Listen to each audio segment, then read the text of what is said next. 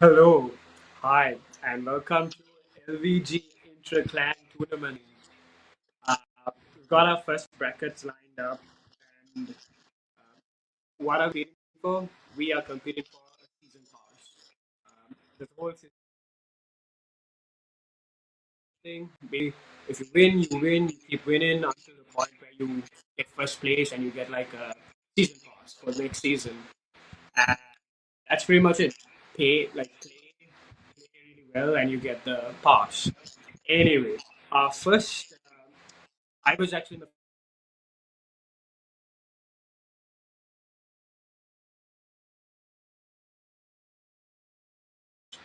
soon.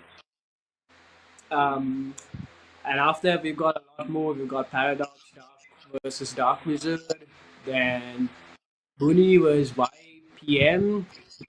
And yeah, so basically, you win, you keep winning, and you keep playing.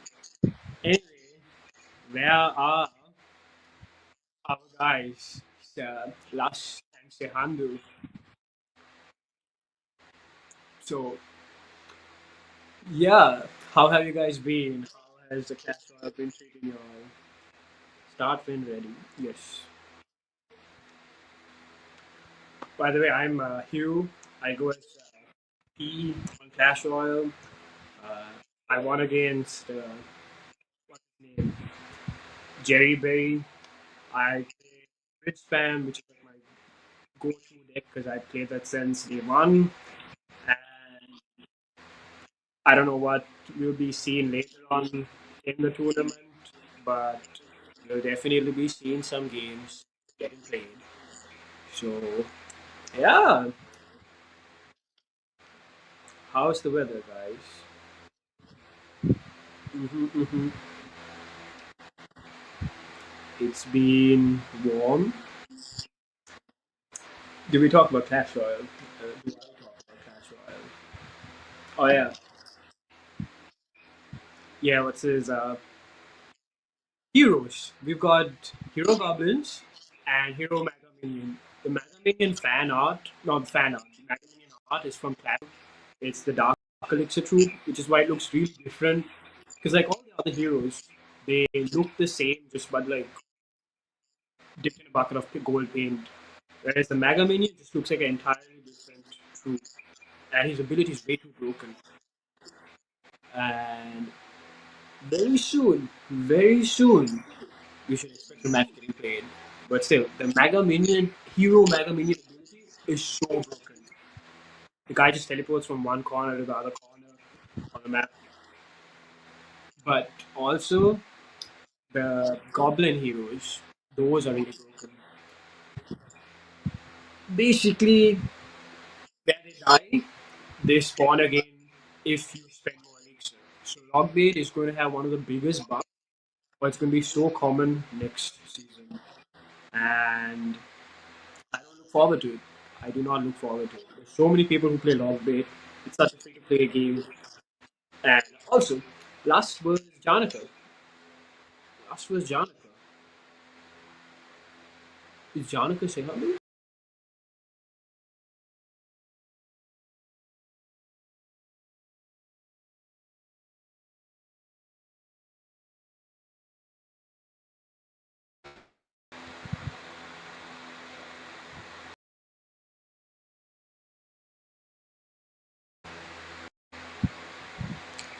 Hi. Uh, yes, I think I disconnected slightly. But anyway, the match has started. We've got Royal Recruits was Lumberloon. Januka is playing Lumberloon and he's already gotten last one of last towers. And this is not looking good for last and last catch up.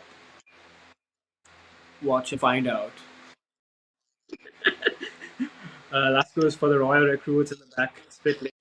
And Januka is just like preparing for the next push. He's got a pump. He's cozy. He just needs to play defensive. And that's pretty much what he needs to do. It's almost as if like the game's in his pocket already. But if he screws up defense, because against Royal Recruits, your defense has to be really tight. Currently, his defense is kind of questionable. Both of Januka's towers are less than 1000 HP, and he's going for a push. He's going for a push. But Last is defending it with the Golden Knight, and that's a really good dash. Clears out the entire push. Bitch is gone. Lumberjack is gone. And he's gone for a big push with the piggies. And I think this is going to get the tower. Januka's gone for another pump in the back. He is preparing for a really, really big push, is what I would say. Two times elixir, we've hit the 1 minute mark. Elixir's pumping faster. He's got two pumps in the back, and he throws a golem. What is Januka's deck? It's Lumberloon, but with golem. This is like a sneaky golem variation. Oh my days.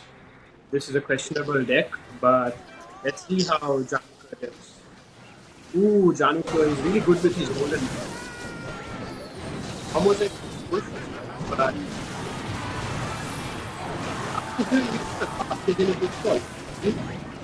Somehow,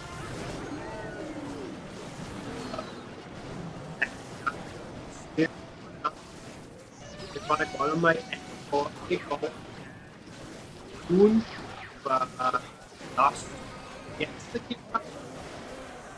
Nope. Oh my god, that was so close. That was so quick.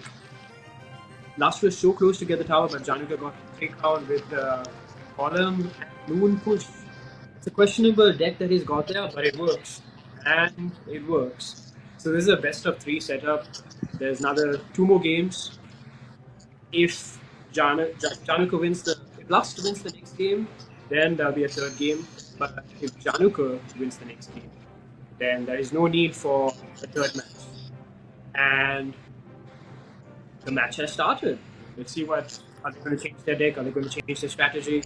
What's going to happen? Januka goes for Magic Archer in the back.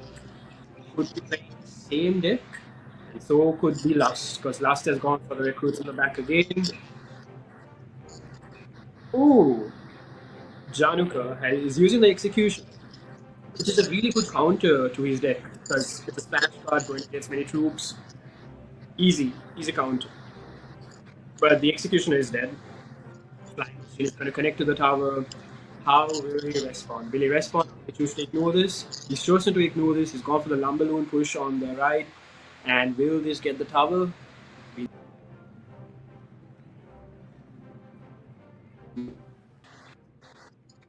But the loon connects on the tower, and Januka is on the damage. Januka goes for hogs. I think he swapped out his golem for the hogs, which is questionable again because I don't know what kind of a deck Januka is playing over here, but it is working. It is working against Lust. And Lust is going for Hog's push on the left. I feel like that's going to be a lot of damage, and Januka is low on elixir, so it's going to be really hard for him to defend that. That is tower. Lust has got his first tower, and is this going to be Lust's comeback? How will Januka defend? Just Januka have pump. It looks like the same deck he played, but he's removed the golem and he's replaced it with piggies. And I think he's removed pump and he's put in executioner. So it's a very offensive deck, but also does a lot of splash damage. Oh, he's got the mini pet in here as well, which he didn't have last time. He's going for the lumber loon push on the right. Last defends it with flying machine and goblin cage. Last is going for a big push. He's got a lot on the map. Hogs, Flying Machine, Golden Knight, and the Golden Knight connects on the tower with the dash. Once again, Lust is really good with his Golden Knight dashes, and they're getting a lot of value for one elixir. The Golden Knight dash is one of the most broken hero champion abilities. Almost called champion a hero. Very completely different cards, but very similar concepts at the same time. And Januka only needs. Oh, Januka got the tower. So now there's a two-tower game. Last is on the lead. He plays his Evo piggies in the pocket. It connects on the tower. And this is like a really tough spot for Januka. How will he defend it? The Golden Knight did connect on the tower. And that is game. Last wins. So we're going to go for a tiebreaker the next game. This is going to be the third round. Januka won the first, Last won the second. Who will win the third round? One way to find out. Tune in. Basically, just watch. Yeah, that was really intense. So Januka's deck was Lumber, Loon, Executioner, Witch, Magic Archer, Piggies, Mini P.E.K.K.A, and Zap. Okay, they're going to start the match really soon. And who is this? I think we've got a wrong match going on over here. Someone else is going. It should be Januka versus Lust and Mahito. I feel like this is a Jujutsu Kaisen reference. This game is not supposed to happen. This is not supposed to happen. Anyway, uh, I was talking about the heroic abilities, and next season, two broken concepts are going to come into the game: goblins and minions. I was complaining, almost like not complaining. Like I feel like it's good for new players in the game because they'll get to take in this new concepts that have been brought in the game from the get go, and like they won't have to even adapt it. It's just going to be second nature for them. But OGs who've been playing the game, they have to adapt to all of these new concepts, and that's something that I think Supercell needs to kind of fix or like question with their methods. Just like ask the OGs, and we are up. Last was Januka. Januka. Who is going to win this game? Last goes for an aggressive piggies on the bridge, first play, and Januka defends it with Witch. That was a decent defense, but he ate a lot of damage. And the way these boys have been playing is not the most defensive. They're very offensive decks. It's just like you defend as little as you can, but you create a really heavy push at the same time. And the Magic Archer, his range is so much that he's gained so much value. That's a really good placement from Januka. In the middle, takes down both. And Januka is in the lead. So, what will Lust do? Lust goes for the Golden Knight at the bridge to defend the Magic Archer. And he's going for the dash. The dash almost connected, but Januka defended it with a Lumberjack. And will he go for a Lumberloon push? I don't think so, because he's low on Elixir. And Januka has swapped out another card. I think he swapped out his Executioner for the Musketeer. But I don't think that was the right call because like the splash you get from the executioner is really helpful in this game. But maybe that's why he lost his previous game. The X count was a bit too high. Ooh, he's going again for his pump strike. I think he might have a sneaky golem in his deck again. And maybe that might be how he wins, because that's how he won last time. Last goes for an aggressive Piggies on the right, and Januka goes for a defensive Magic Archer with a Lumberjack. Will he go with the Lumber Loon push on the right? Because all Lust needs to do is put like the Goblin Hut, Goblin Cage, and then that's a great defense over there. Because Lust has more elixir in his hand than Januka. Because Januka played the pump, and he's played a lot of cards, but ooh, Januka is going for a big push. Big push. It's two times elixir hits. We've hit the 1 minute mark, and we've got a golem in the back. This is a scary push from Januko, but a great defense from Lust as well because there's so much pressure on both sides. You got recruits slowly chipping the tower on the left, and then you got recruits, zappies doing their thing to the golem, just chipping off its damage, and like it's almost dead. The golem is almost dead. You got golemites, and the lumberjack. He's gone for the lumberjack and the lumber loon push on the right. Will the lumber loon connect and will it get him the tower? It does get him the tower. So this is going to be a two-tower game again. Ooh, Golden Knight in the pocket, and it does not connect. It does not connect. Last Golden Knight does not connect. The Witch is getting so much value here as a defensive card. The splash ability is going to come so clutch against the Piggies. They'll chip them down really quickly. Golem in the pocket. That is such an aggressive play. Oh, but the Evolution Goblin Cage is just going to ruin the Golem. Evolutions are such a creative concept. They're game-breaking concepts. And as you can see, the Goblin Cage just like ruined an 8 elixir card. 4 elixir for 8 elixir. That is a positive elixir trade by Lust over there. And once again, I feel like Lust has plenty of elixir to defend the next push, and he's going to create a counter push. You got the Goblin Brawler coming in aggressive. You got recruits, which have kind of been destroyed, but you got Musketeer. Oh, he's Januka seems kind of desperate over here. He's gone for a defensive golem, whereas Lust is going for Golden Knight, Zappies, everything he's got in the hand, and the Golden Knight dash, which connects to the tower, and the Witch is gone. Piggy's connected to the tower, and I think this game has been won by Lust. Well played, Lust. Your decks are Januka's decks are very creative, but they weren't creative enough to get him the win. So, well, that game goes for Lust. So Lust has won bracket B, and he will be going into the next game, which will be later. So, up next we have Beauty YPM. Sorry, what? Yes. Let's look at the brackets.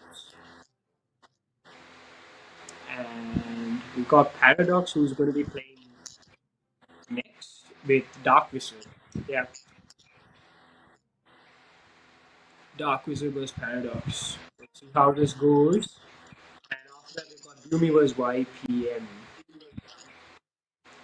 And Dark, yep. So Dark Wizard is supposed to go against Paradox right now. And after that, we've got Bumi was YPM and Dark Paradox. Dark, what's his name? What's his name? Dark Wizard. I think he's a really good player within Sri Lanka. Was it Paradox? Yeah, Paradox. What does he play? I think Paradox plays Rockbait. Oh, the game has started. Let's see what Paradox versus Dark Wizard will be. Paradox goes for wall breakers in the start, so this means it's going to be like a cycle deck.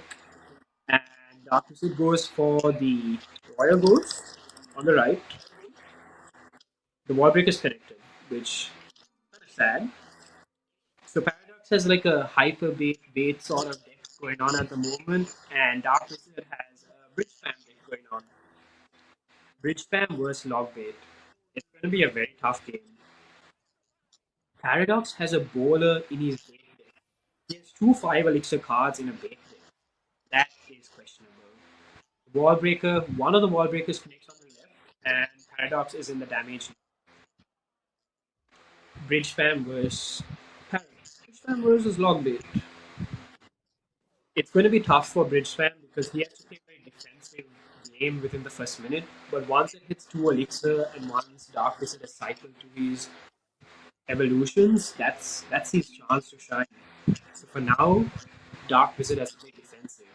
And Paradox can just like play really cheap cards and get like a positive Elixir trade against Dark Wizard. And I think that's pretty much what Paradox is doing.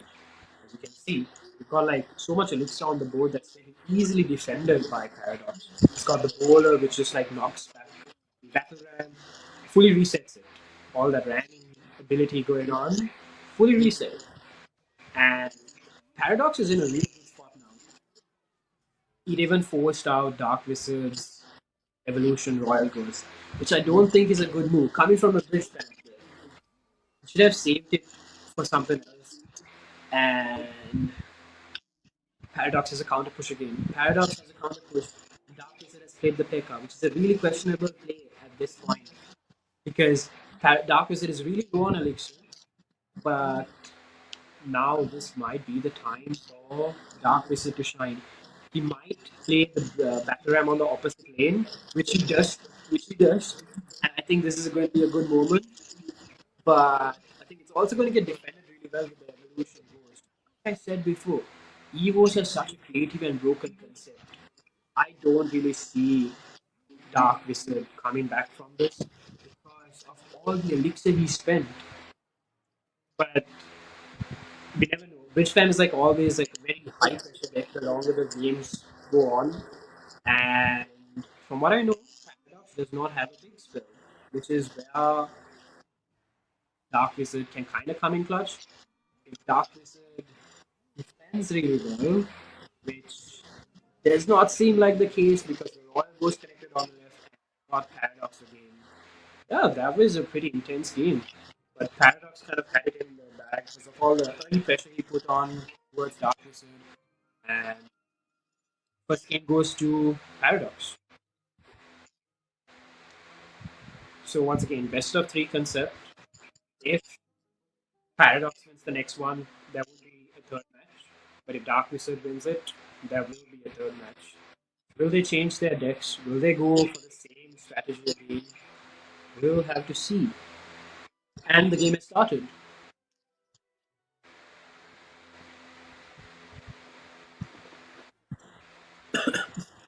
What a break.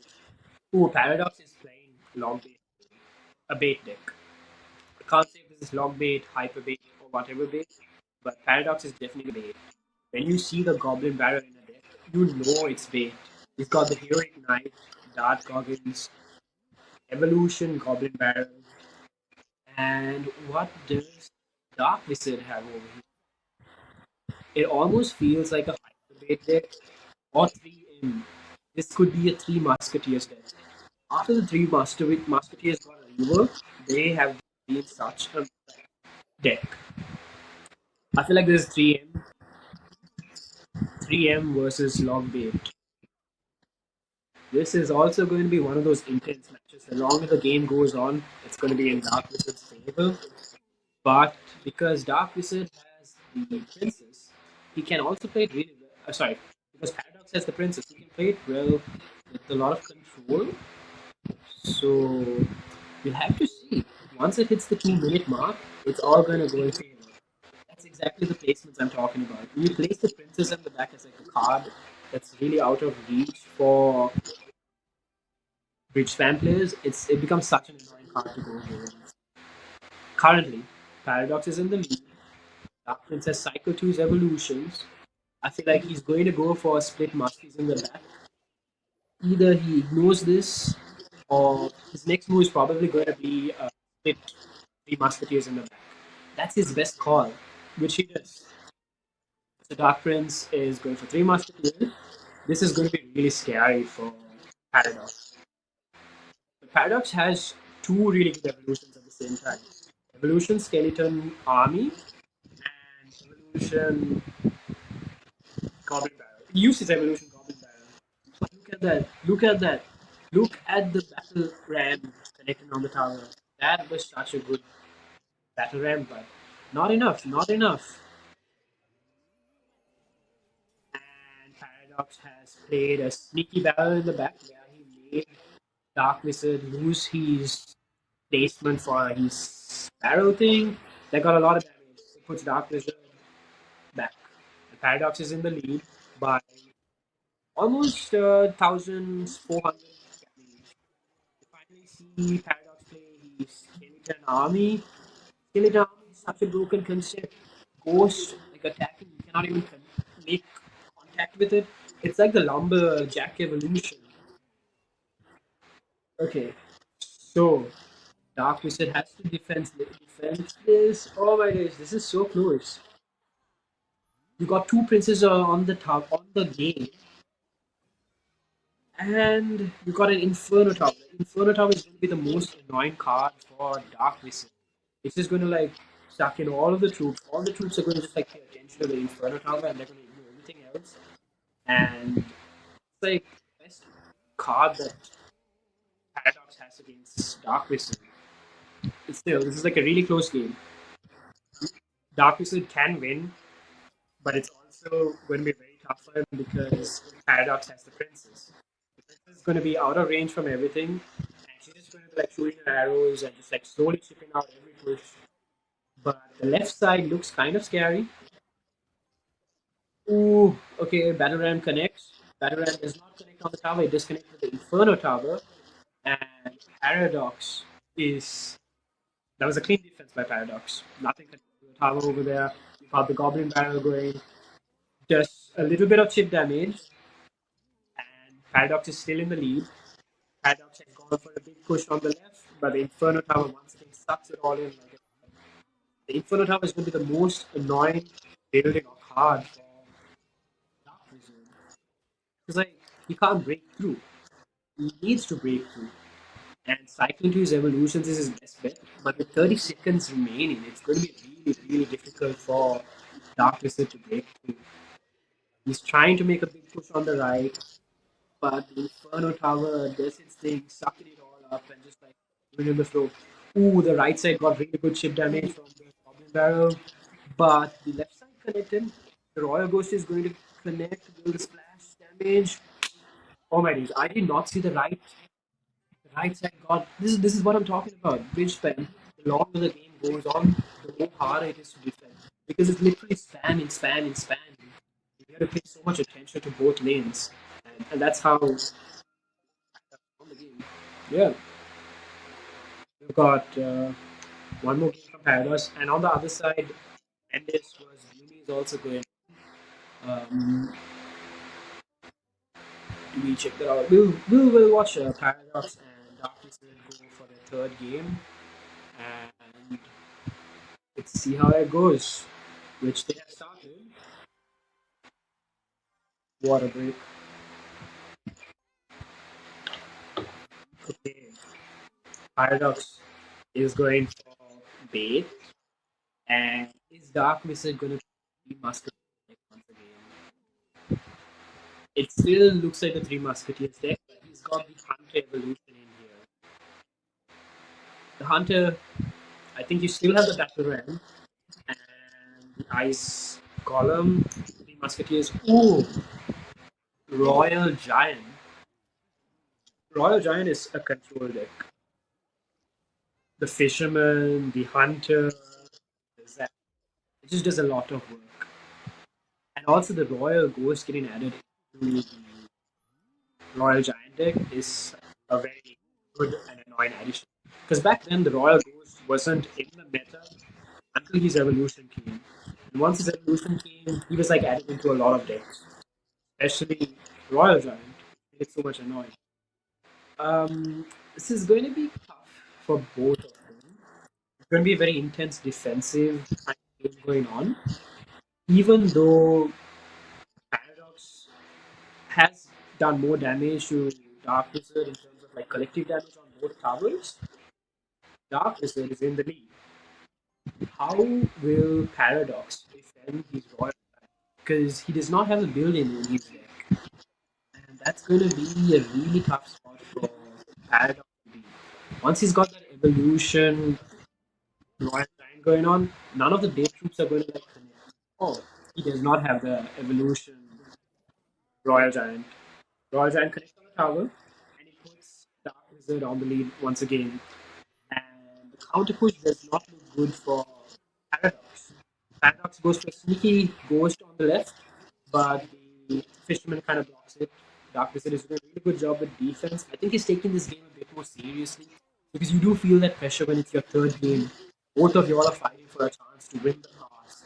So it's like really serious, but Dark Wizard, his evolution was managed to connect on the right side tower and it's got the damage lead. 278 damage on the right, 870 damage on the left, and Dark Wizard is trying to take the left cover as well because Dark Wizard just needs to fireball cycle the right side. But the Royal Ghost connects, so it doesn't need to even fireball cycle. It just needs to play defensive or try getting the left side tower. And the oh oh Paradox got the tower, so it was a two tower game. The ball over there was tanking for just one second. That was knocking off the entire tower. And Paradox goes for a very aggressive push with like the Rascals tanking, Skinny Barrel going for it, and that was easily defended by Dark Wizard. But how can Paradox defend a Royal Giant when he does not have a building?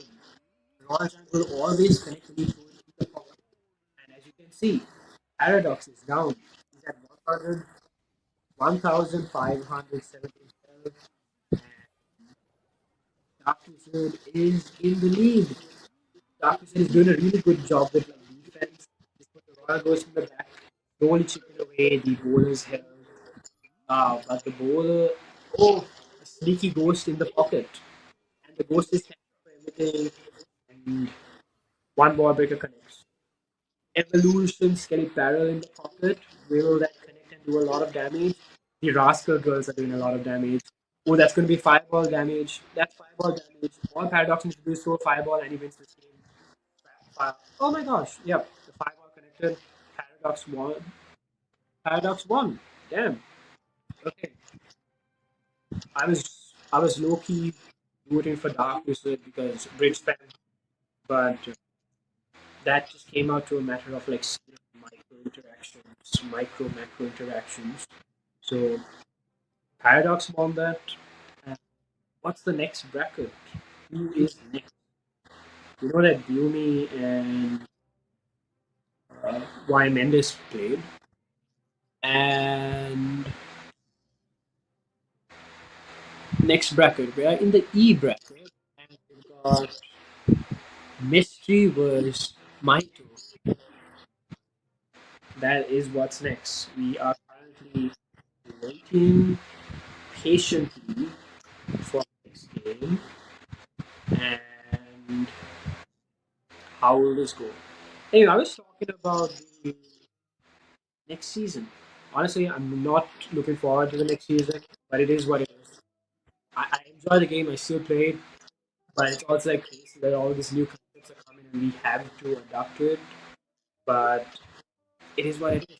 It is what it is. You gotta like suffer through the pain sometimes. And just deal with it. Just deal with it. Where is Mahito? Mystery. Mahito versus Mystery. Mahito. Mahito. Is Mahito a JJK reference? If you guys watch Jujutsu Kaisen, the new season, the animations so peak. There's so many meme templates. By the way, if you don't show up for a match, that counts as a disqualification. Whoever is on the other side gets like a free win. You do not want to give players free wins. They're basically going to get closer to getting the pass. Water. Okay, Mystery and Maito are here. I'm going to start the match whenever you're ready. Mystery comes up mysteriously, and who is Icarus? Icarus is that god who's fighting. Okay, Maito versus Mystery. started.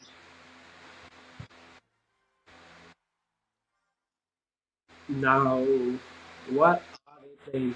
Both start off friendly, pushing each other good luck. Mahito goes for the master in the back, and to counter that, Mystery the Royal goes. Will Mahito defend or let it happen? Seems like he's going to let it happen. And I kind of have a feeling that Mystery is also playing Royal Giant. Yep, Mystery is definitely playing Royal Giant. He has four cards that just represent Royal Giant. And Mahito is playing Lumberloon, a very aggressive push, but does not do enough damage because Mystery has the lightning.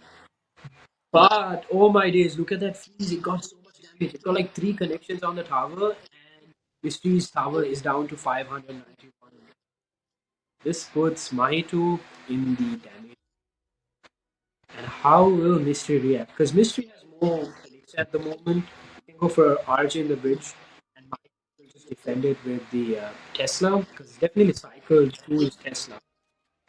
Yeah, goes for the RG. All Mahito needs to do is just put the Tesla in the middle and do some defensive shenanigans, and boom, he goes for the Valkyrie over there. That's not going to fully defend the Royal Giant. He's going to connect, but it's not going to put my Mystery in the lead. So Mystery does a really good job with defending that. But how will he defend the next push? The freeze is like such a sneaky card. Just go in the last minute and like it's gonna connect. This push is definitely not going to connect because of the hunter being there, but the death damage will definitely connect. Once again, that's going to put Maiko in the lead with 351 damage on Mystery's left tower. Mystery is going to build a really big push. I think he's going to cycle to two Royal Giants. He might just have to sacrifice the right tower and just go ham, but it doesn't look like that. He's using his fisherman to defend, and he's might use like cycling fireballs on the right tower. All he needs to do is like defend and fireball cycle, and he's got the game in the bag. And my Mystery goes for the lightning. Mahito freezes it, which is a questionable move because it puts him down in elixir. And how will he defend the next Royal Giant, which Mystery has already cycled to? Mystery, that was a really good fisherman, pulled back the Evo Valkyrie, but it wasn't good enough for him to win the game. Because 5 more seconds, and Michael just needs to throw a fireball. Boom. Oh, but Michael was really aggressive over here. Would this have cost him the game because the Royal was connected? He just needed to throw a fireball there. Michael, you had the game in the bag, but this is why you shouldn't be overconfident. Just play your game really well. Fireball cycle, spell cycle, just play well and you can get a pass. Anyway, well, the game has mysteries and mystery won it in a mysterious way because Maito mysteriously forgot to spell cycle. Okay, so we gotta play another two more games or one more game. If mystery wins the next one, we can see how it goes. If not, if not, it is what it is. And what is Mahito playing this time and what is Mystery playing this time? Mystery is playing Expo. He goes for a really early aggressive Expo, which might have cost him the game. Because that's 10 elixir on the bridge. The Expo does connect. And he's got a Valkyrie, he's got Goblin Gang. I feel like Mystery did a very questionable game move, but he's somehow in the damage lead. Somehow he's in the damage lead. It worked in a mysterious way, I must say. I don't know why I'm trying to fool around with his name, but it's just like the dad joke side of it just coming out. Oh, good King Tower activation by Mystery. Expo is like such a really good place with the current meta. All the cards are like in favor of it. You got the Heroic Knight, which you put in there. What is Mahito's deck? He's got Goblin Barrel, Piggies, Firecracker, Valkyrie, Mini P.E.K.K.A, and Fireball. What's his last card? Is it fisherman? Or is it like a building? Or another spell?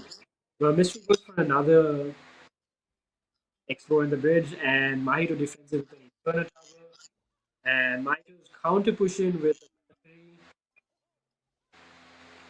and the Valkyrie gets fully defended by Arch Knight. I feel like Mahito is going to go for another explore right now, and this Mystery is going to go for another explore, and Mahito plays this like very defensively, but he's also trying to cycle to his evolution piece because I think that's going to be a really good win condition over here. And he goes for a sneaky Goblin Barrel in the back, but Mystery caught that. And what? The knight on the left. Will Mystery go for the four with the left? Nope. Both of them are in a very defensive position. They are waiting for one person to make a wrong move. Once they make the wrong move, they're going to attack. Was that the wrong move by Mystery? Nope. He threw the Expo in the bridge, tanked for the Inferno Tower with skeletons, got rid of the Inferno Tower, got rid of the Valkyrie, who has connected to the tower. All Mystery needs to do is just play defense, defense, defense, defense, and he's got the game in the bag. He just needs to like now spell cycle and play defense.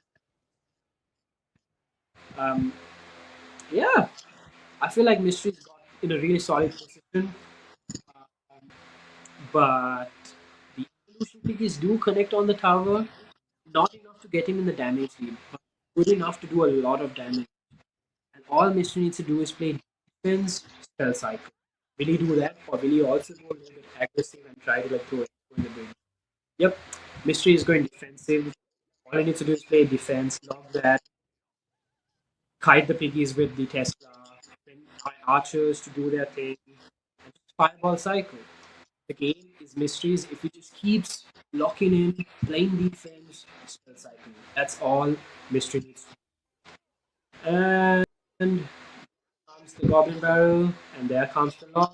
Once again, Mystery's got this game in the bag. He's just playing defense.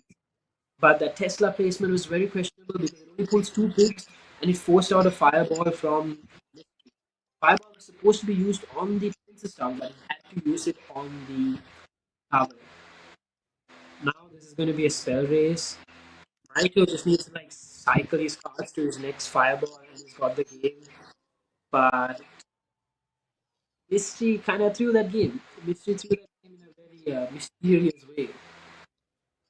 Yeah, that game was Michael's.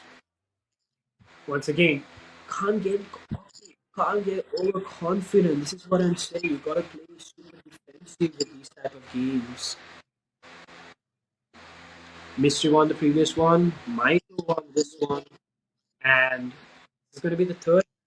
It's going to be a tiebreaker between Maito and Mystery, which will happen really soon. And will they play different decks, or will they play the same decks? Well, we'll have to watch and find out. What?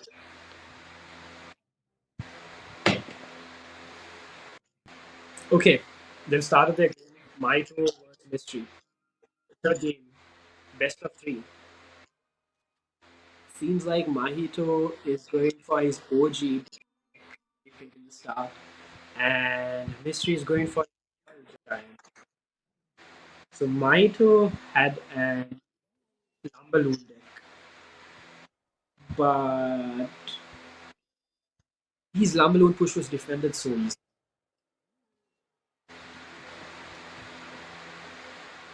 Mahito is down in health. Mystery is in the damage lead. So it was like a recap of what happened earlier, but since they both know what each has, they're going to be on more defensive terms, and I'm looking forward to this. The game is on whoever's side. Mystery is trying to cycle to his Royal Giant, but take the Royal Giant back. And when he does that, because he has few cycle cards in his hand, he can like cycle to two Royal Giants and put so much pressure on both lanes. What will Maito do? Maito goes for his defensive Tesla, and Mystery goes for the Lightning, which is questionable.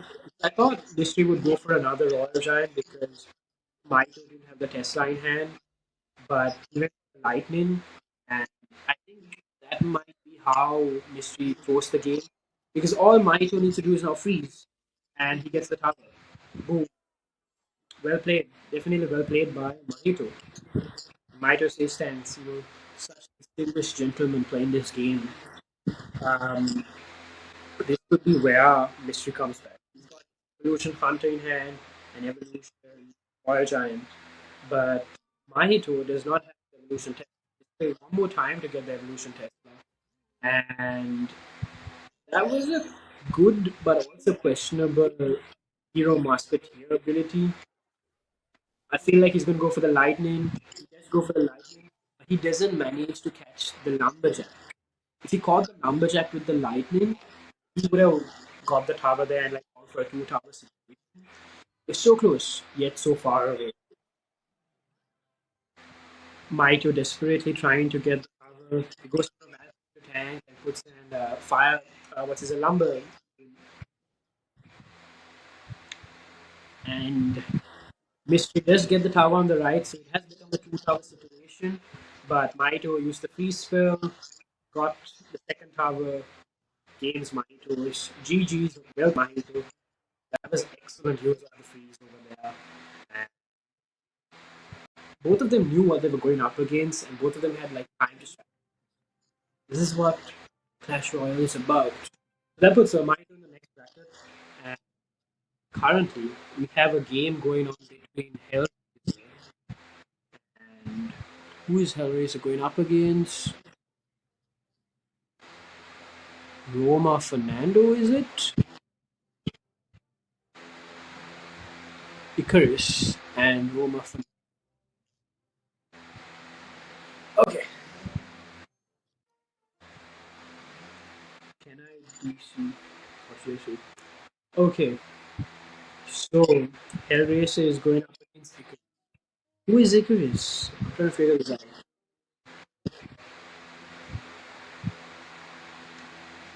Where are the brackets? Okay, so I'm spectating Hellraiser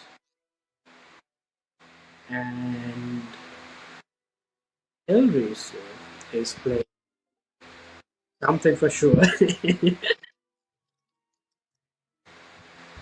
Okay, I'm looking at the brackets over here. Yeah, okay, so the F brackets are going on right now. Hellraiser versus Icarus, and after the F brackets, we've got the G brackets to go on, which is Roma Fernando versus Tapeworm 399. And that is what's next. That is what's up. So, I'm opening the game so I can expect Clash Royale gameplay. And Hellraiser increases at the moment.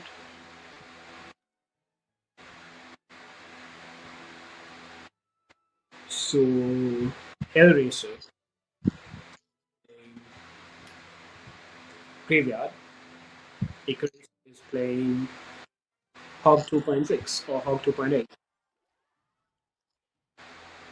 But the one with the firecracker, anyway.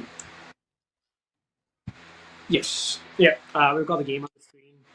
Hellraiser versus Icarus. Hellraiser's on the damage lead. Icarus goes for the hog with the firecracker. Firecracker gets taken out really early. Doesn't get to do that value thing like chains on the tower through one of the cards that's in front. And that does put Icarus in the damage lead. But the counter push over here is going to be kind of. So Icarus has the Hero Giant is like pretty interesting at the same time. The guy just like uppercuts you and you go to the opposite lane. That is broken depending on the situation you're in, but also not broken. It's a very situation dependent card. And look at all those skeletons. And also the giant connects on the tower, giant ability thing throws the mine on the other side. Icarus has a lot of cards on the board. Cards, both of them. Defends that really well. Hellraiser defends that really well. And Hellraiser is in the damage lead. Graveyard. It got a rework where the cards spawn at fixed locations, not RNG spots. And I think because of that, it kind of is a buff, which I helped Hellraiser win the game. So, yeah.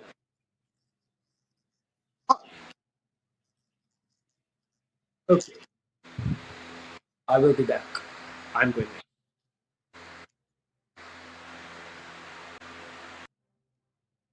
Hey guys, welcome back, and now you're gonna be joined with me, Lvg No Cam today, and we are gonna go for the Shastri versus Isuru Upeka match.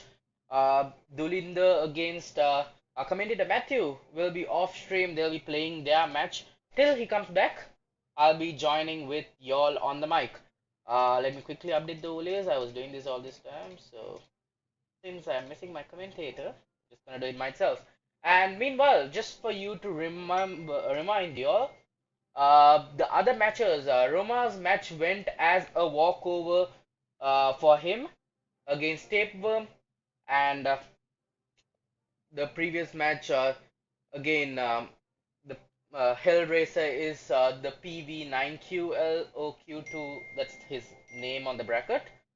So, let me quickly set up the names of the next match.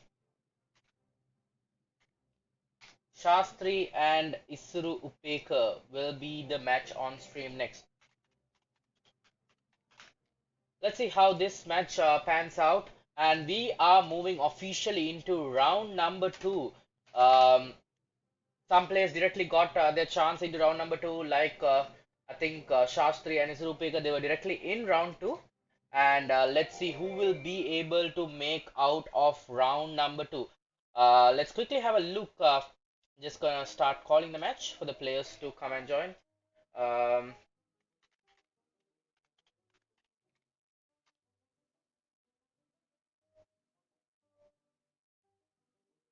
oh, never mind. I think Roma Tapum, they're playing again. Not really sure. Getting different updates from the other side. Uh, yeah, let me do that off stream, and I'll do this one on stream. I think that would work.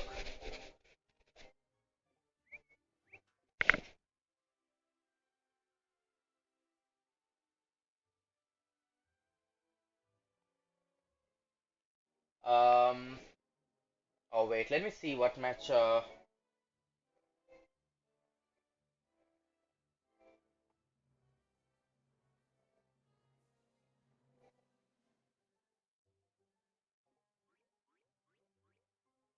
Till I think the next match starts.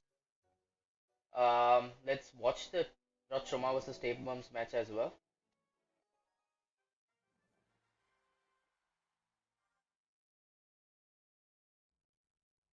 Yep. So this is round one. The final match of round one, Roma versus Tapeworm. Just ignore the names on screen. Um, Tapeworm is SL Banuka YT. I think is from Trojan also as well. I'm not really sure because I'm not really in track of these kind of stuff. I'm coming to the game after a pretty long time. Um, let's see how this match goes out. Starting off, we have a Valkyrie deck from Roma and a Mega Knight deck from SL Banuka. Mega Knight jumps, gets the connection, but still the Wizard survives. Guards coming in, not the greatest of greatest placements. Got placed a bit off to the left side, and because of that, the barrel was able to connect a few shots. Valkyrie coming out from the side of Banuka as well. Um, let's see how this.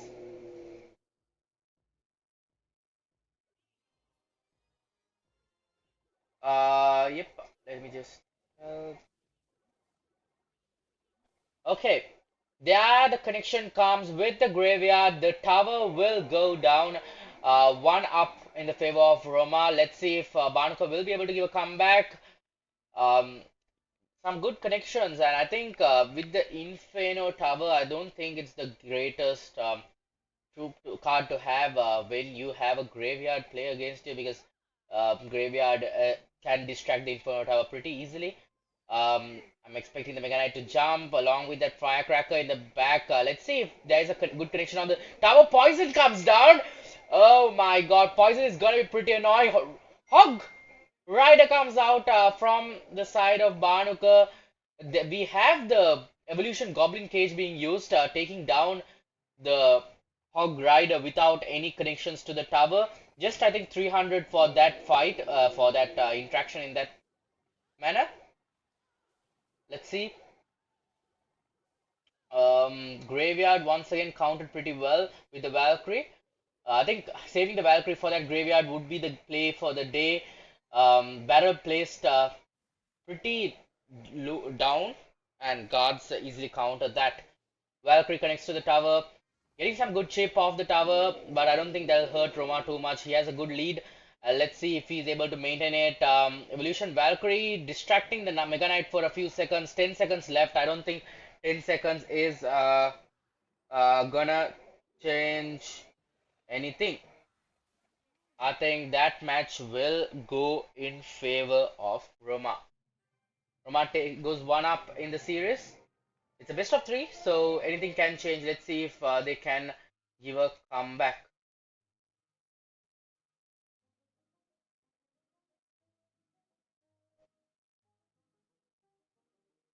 Yep, let's watch. There's one more match as well. Dulinda versus P. P versus Matthew. I'm just gonna have the names here. Yep, I think this match is going pretty close as well, going into overtime. I'm just gonna update the names because I'm just commentating random matches at this point. So just update and keep on talking. Yep, good push coming in from P. I think will be easily countered. He has the Tesla. I'm not sure the evolution cycle. How is that working? Rage comes down along with that zap, clearing out some of the skeletons. Nicely defended by Dulinda. Dulinda has the advantage on the on the right side tower. Miner comes out. Sorry, on my mini Pekka comes out to defend that.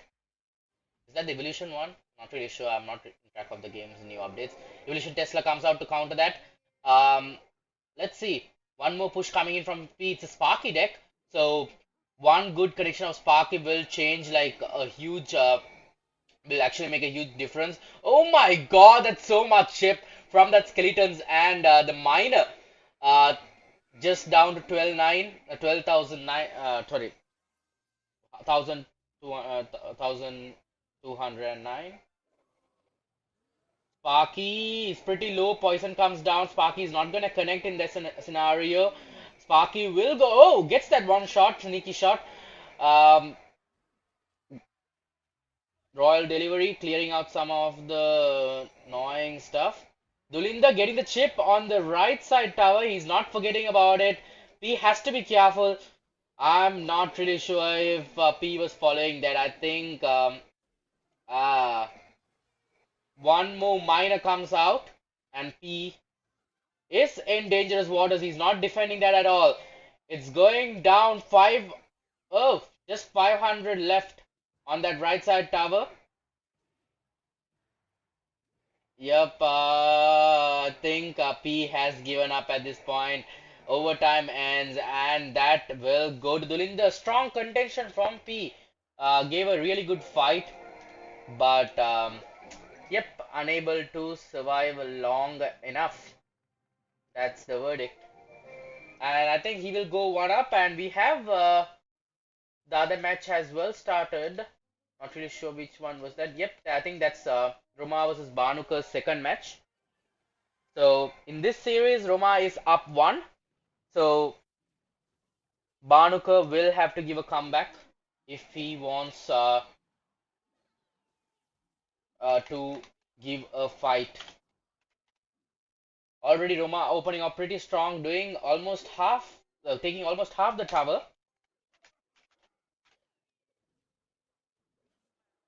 Uh, let's see if Banuka will be able to give a comeback. Royal Ghost, I think, might connect. Nah, won't connect. Valkyrie coming dropped perfectly. Fisherman will pull Valkyrie to the other side. Maybe would have. Yeah. Oh, Valkyrie doesn't go down yet. Oh, this is not gonna sound good for Roma. Yeah, nicely countered with the arrows coming out for the battle. 3 to 3 elixir, even trade. Not too much harm for anyone.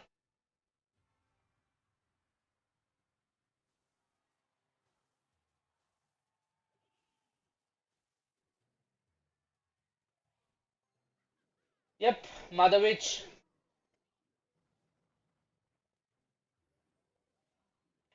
getting some good conversion value. Lot of piggies coming out, and piggies will connect onto that right side tower as well. Right side tower is low. Roma has a good way of securing this, and he does have a giant skeleton as well. We know giant skeleton one connection was all it takes. Was that the evolution? What was that? Evolution something. Revolution Roll Ghost maybe. Evolution Roll Ghost getting some good value. Inferno is not gonna be able to bear all that thing. A huge spam coming in from Roma. I don't think Barnuka can survive this much push. Arrow comes down, securing the win. Will the second tower go down as well? No, it doesn't, but still, Roma will take the match home in a 2-0 style.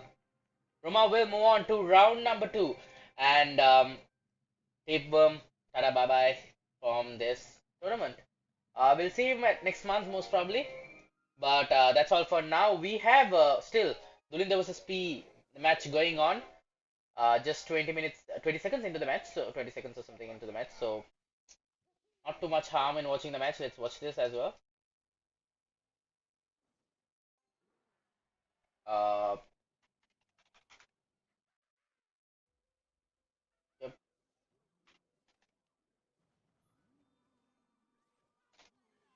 yep. Again, one up in the favor of Dulinda. Let's see if P can give a comeback, or will this be the final game he'll be playing for the night, or will he actually force it into the third game? Royal goes chasing the Valkyrie and goes down eventually. Golden Knight being deployed. Dulinder, once again, we have to note he was your Play Explore Clash Royale champion. So a pretty strong contender for tonight. Play Expo 2025 champion for Clash Royale. Again, night push coming into by Dulinder. I don't think he'll be able to defend it. P. Almost half of the tower chipped down. Ram Rind, a nice connection. Flying piggies. Evolution Royal Hogs, I guess. Yep. Mega Knight coming down. A pig. Oh my god, I didn't see that towers being so low. Was it so low? Or did I just miss something? Yep. One more ram right on the other side. Will it get a connection? Yes, it does. One more shot. Oh my god. The fire spirit gets it along with the zap. Tower goes down. Dulinder 2-0 eliminates P from the tournament. P will be back in commentary, and I will say tata bye bye soon as he comes back. Uh, yep. And we will be moving into the second set of matches. Let's wait till he comes back. I'm just gonna quickly put the brackets up on screen so you guys can actually see the bracket and see how it goes. The round one matches have officially concluded. Dueling the Peace, Shastri, Isru Upeka, Death, Lust, Hashan, The Paradox, Winner, The Boomy, Demon Saint, Mahito, Ayush.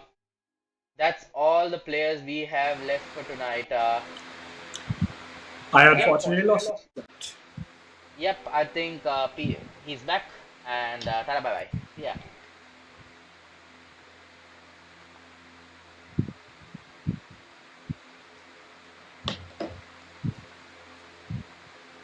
What's yeah. So I was in bracket H, and we've got bracket I going on, I believe, or bracket J. This is bracket something, but it's like Isuru Upeka versus King Sad. No clue why King Sad is sad, but let's see what's going on here. King Sad is going up with Hog deck, and Isuru is going with Piggy's deck. So pigs versus pigs, basically, or pigs versus pig. And Isuru has taken more damage than King Sad. King Sash, I have no clue which to use, but let's go with King Sad because it sounds kind of cool. But anyway, Isuru's deck is also interesting over here. He has two range cards, mini tank, cycle card, hog. What are his other cards? We have no clue. And King Sad's deck over here is very tanky. You got Mega Knight, you got Witch, you have Hero Musketeer, Knight. There's so much tanks in there. It takes so much of elixir to like defend it, and Isuru's deck is not the best, I would say, suited for it because even King Sad has the mines, which like takes out the firecracker, and King Sad goes for the heroic musketeer ability, gets the tower. King Sad has got the game in the bag. Game in the bag. Anyway, what is next? Is this King Sad's and Isuru's first game? Well, it looks like it's their first game. So this is going to the next game is going to be the second game, and it's a best of three. If King Sad wins this, then it puts him in the next bracket, and good for him. Good for him. If not, it's Isuru who would have to go for a third round. Let's see how this goes. The match should start any second now. And I have no clue what to call the archetype of decks they play. It definitely has win condition, defense. It doesn't have build in, but has spells. And technically, with the heroic masker ability, you can call her a build in, but she's in between. She's in both spots, and really tough spot to be. There is our boy, Isuru. Has Isuru gone to like deep think what he's gonna do next? Because King Sad whooped. Okay, the game has started. Let's see what's going on.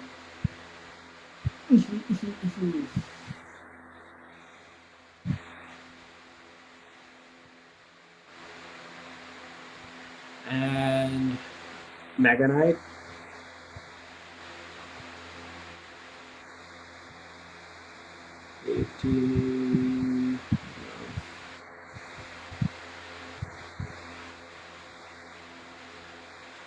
And King Sad gets the tower so early. So early. I almost feel like it's because Isuru overcommitted with the three musketeers. That's a 9 elixir card over there. Once you play it, especially within the first minute, because the elixir pumping is like so slow, it's like really hard to recover from that. So I don't know if that was the best play for Isuru. Uh, all King Sad needs to do is defense. He's playing the same deck he played earlier. It's defense, defense, defense, and he will always come up with like a really strong counter push because his cards are really heavy. And Isuru goes for a really heavy push over here on the right. He's full elixir board equipment. Hogs and minion horde. It's like a 10 elixir push. 5 elixir, 4 elixir. It only gives him 1 elixir to spare. And he's got the tower. He's got the tower. Somehow it worked. Somehow it worked. How will King Sad move from here? I feel like his best option is to throw something in the pocket and make sure that something is tanking. But yeah, okay. This is not looking well for both. Now the game is on whoever plays well, whoever wins wins kind of situation. But think King Sad kind of has this in the game if he gets it in the first before we go into overtime. Once he goes into overtime, that's where the Three Musketeers shine. You'll have enough elixir to keep spamming them. You can just cycle. Because I would say that Isuru's deck is more heavy than King Sad. He's got the minion horde, the muskies. Everything over here is above 4 elixir except for the log. So King Sad's deck is much more lighter than Isuru's. And how will this go? How will this go? That's a bad minion horde because he's playing directly. But the witch somehow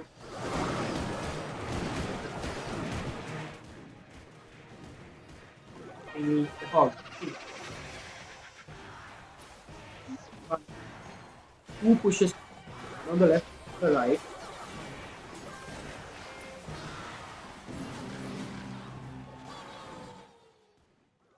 Enough to get the tower. But still, the push on the left is also scary. You got the musky powder chipping away the king tower. The king tower is in lower HP than any other tower in the board. The king side is in the damage. That puts Isuru also in a spot of more pressure. What will Isuru do? What will Isuru do? Isuru is going to try his best to defense, that's for sure. And he uses King Sad uses his heroic knight ability, which like kites everything away and gives King Sad the win. So King Sad wins this bracket. So we're moving on to the next one. There won't be a third match. King Sad won the first and the second. We shall see how it goes from here. So our current bracket, next bracket is two. We do have a game going against Lust and Agra at the moment, which is also another bracket. But we shall see how it goes. We shall see how it goes. GG King said. GG. Isuru did okay, but not well enough. Anyway, we're spectating Lust and Agra's game. And how is that? Looks like Lust is in the damage lead. He just needs to get more damage and he wins the tower over there. Lust is playing his Royal Recruits deck, and Agra is playing a Lumber Loon deck. No, sorry, not Lumber Loon, a Lava Loon. Lava Loon is very heavy in the sky. And when it comes to ground defense, they usually only have like one or two cards. But it seems that Agra has three cards. It's got Evo Val, Variance, and Skelly. Braves, Braves. Agra managed to get a tower, so it's become a two-tower situation. It is going to be very tricky for Last to defend because these are very heavy cards that he's going to be defending at the same time. And Agra touched up really quickly at the end. That was a last-minute clutch. He threw his balloon right behind the lava pups. As soon as the lava hound exploded, lava pups popped, thank you for the balloon. And Agra won that game. So that was Agra versus Lust, the first game in that bracket, or second game actually. So Lust won the first one, Agra won the second one, and this is going to be a tiebreaker. Whoever wins the next one goes to the next bracket as well. That is how the bracket system works. And what are we waiting for? We're waiting for more. Agra Dan. Agra. Where is Agra? Agra was really good with the lava loon push. Winner versus Bumi is also going to happen, which is another bracket. But let's spectate Agra versus Lust. And what will Agra be playing? What will Lust be? No one has made a move. Stalemate at the moment. Time is ticking. Elixir is leaking. The first few seconds, first minute, is where you should be confident. Because none have played a card, everyone's in the same place, nobody knows what's going to happen, and Lust goes in for an early Dart Goggins at the bridge, chips away small amount. Agra could be playing Lava Rune Queen. I'm only saying this because of the Tombstone. Tombstone isn't a very common card. It's often used with Clone or Lava Loon. And it seems like it's going to be Lava Loon. Last goes for a very smart Skelly Barrel on the right because it does not get kited by the Tombstone. And Lust has the Mother Witch, which counters the Gravestone, Tombstone really well, gives you piggies. And Agra is cycling through his evolutions, he's played his Barbarians, he's played his Valkyrie.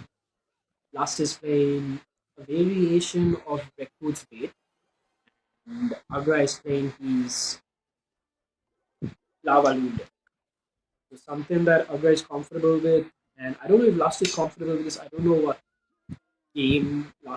deck Lust is really good at playing, but so far, so far, Agra's in the lead, and Agra needs to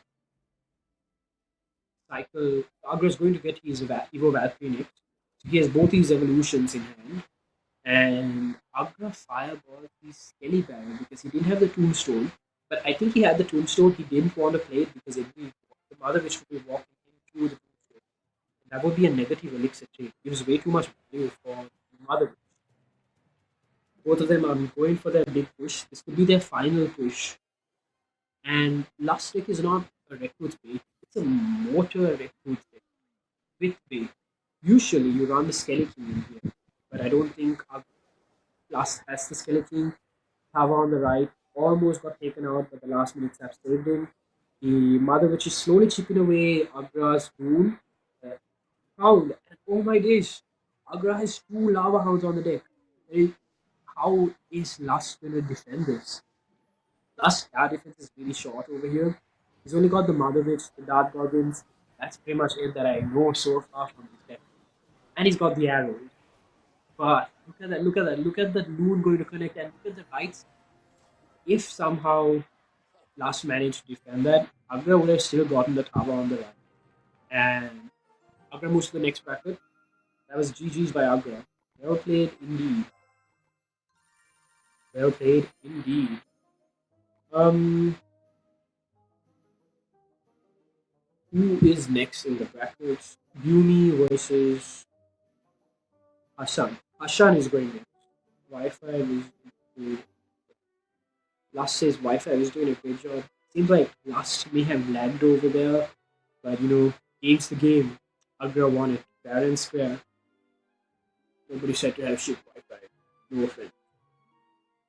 Anyway, um, who is next? I believe it is Hassan versus who is Hassan going up against? What's in the bracket? Hashan versus Paradox, right? Hashan versus Paradox.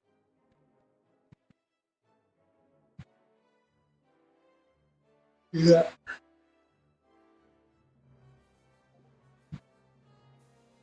Turn. Okay. Hashan when ready. And yeah, I think it's Hashan versus Paradox. Both of them are decent players, played for quite a while. And I would say Paradox is more familiar with what is Hashan more familiar with? Graveyard? I think he's a graveyard player. And is this the game that's supposed to happen? The winner versus Paradox? No. I think a false game is going on at the moment. Uh, Oopsie doopsie, daisy popsy. Well, slight inconvenience here, but everything will go back to normal soon. And the bully is also going to go for a game against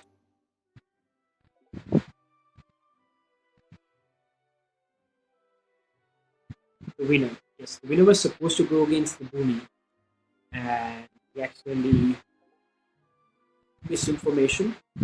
Uh, Boomy versus the winner is also happening, and then Paradox versus Hashan. Both of them are high level players.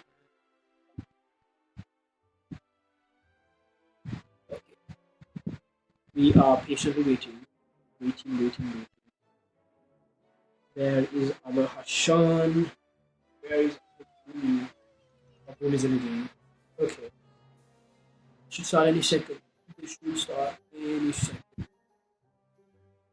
Anyway, how's the weather, guys? Small. Well, yay. Uh-huh. Take that down. Take that down. The game should start any second now. Any second. Ashan versus the Paradox. Paradox supposed to be a contradiction between some characters because we have Ashan versus Paradox happening right now. And let's see how it goes. Water.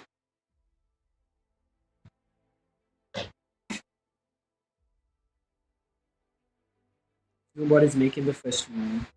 Very. Ooh, with this the gorilla method. Slamming your chest. Ooh, and Hashan's flexing his top 20 mode for the 20 wins challenge.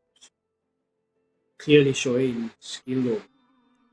Hashan is a threat in some sort of sense. Sean is playing graveyard and Paradox. They, the bowler counters Bait really well because it's really tanky. Its bowling ball thing is just so annoying and there's a lot happening from the bowler. It's a simple card, but it's so much damage and it's really worth it. Is it balanced? I have no.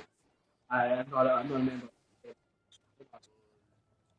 And we've got Rich. Yep, Ashton is definitely playing graveyard. And I think Paradox is playing Bridge. That was a well played move by Ashton. Paradox played his Pekka. His no one elixir. Will struggle to defend this.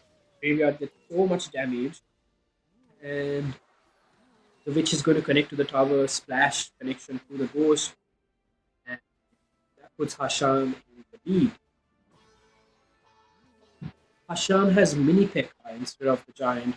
Usually with his graveyard variation, you go for Evo Witch, Evo some other card, then you go for Heroic Knight, Heroic.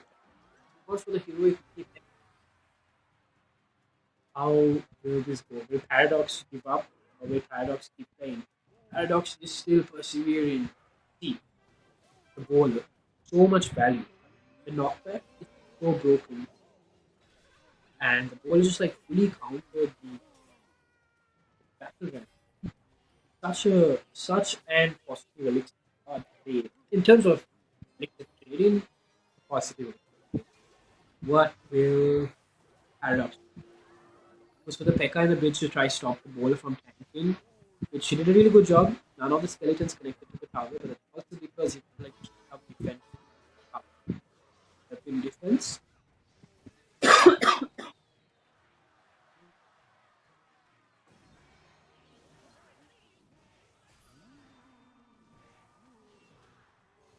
Not the defense really waste Paradox time. So game one of Ashan versus Paradox. Got it. How will game two go? If Ashan wins it, there wouldn't be a need for best of three. It would be just best of two. And that would put Ashan in the finals or semi finals.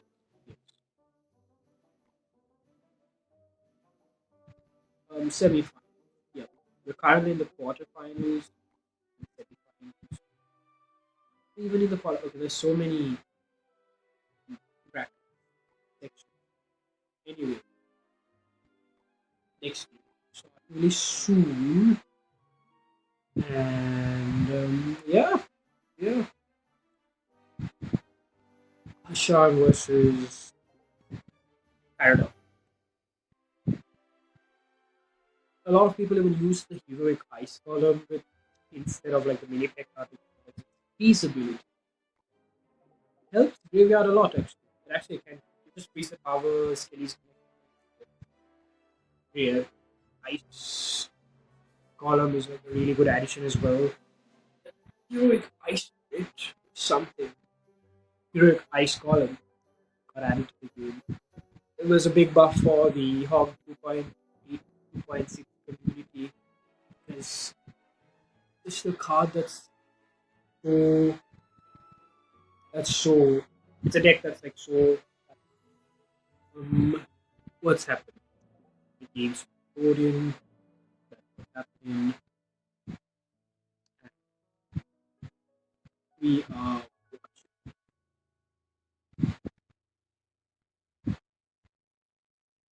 we are waiting and we've got Maito versus Demon Saint also happening, another bracket. And Ashan and Paradox have started their game. Let's see how it goes. Are they going to change their decks? Are they going to change their strategy? Paradox is playing beta game. I feel like he's playing hyper bait.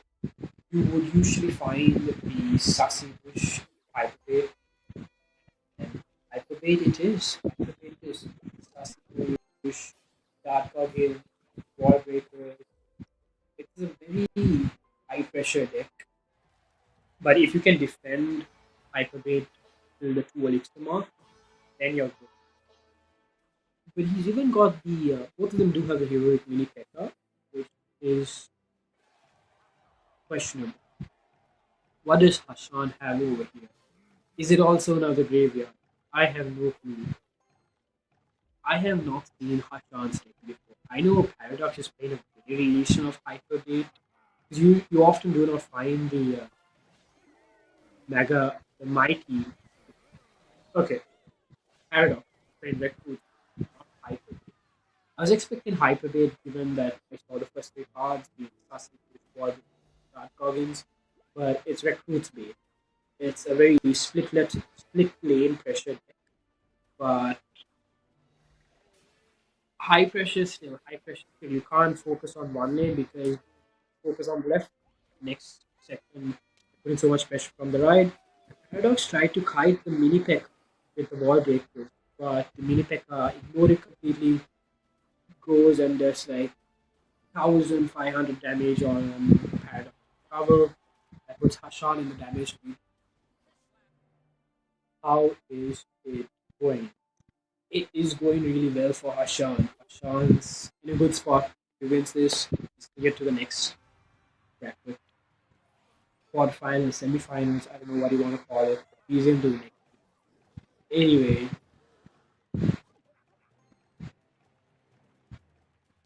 Hashan's deck over here is, I believe his last card should be Piggies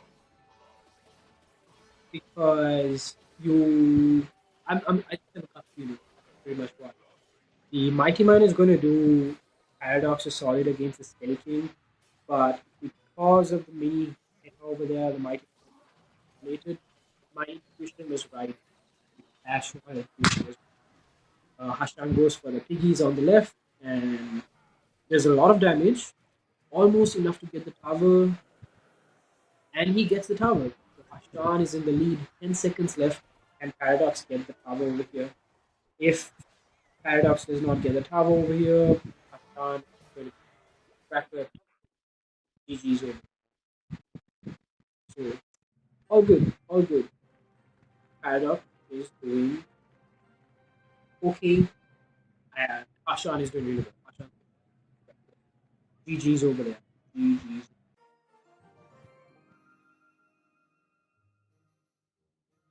What's going to happen next?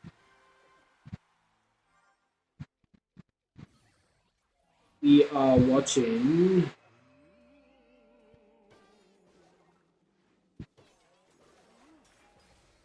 We are watching Ayush versus Hellraiser. Ayush versus Hellraiser. Hellraiser is definitely playing a bait deck, and Ayush is playing a Lumberloon deck. It looks like Hellraiser is in the lead. Lumberloon freeze deck to be specific. That's what Ayush is. It is enough to get him a connection on the tower with the pitch, but not enough to put Ayush. Hellraiser keeps up with the good pressure. Kelly Barrel. The negative elixir trade because he had to use his Inferno Tower to commit the Skelly Barrel, and Hellraiser is going for the Royal Ghost in the back.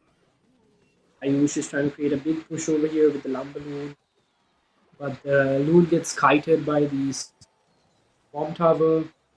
Ayush goes for the freeze, but not frozen enough to get the tower. And the Illusion Witch is chipping away the Ghost, doing pretty much good damage, but not enough to get him the damage lead.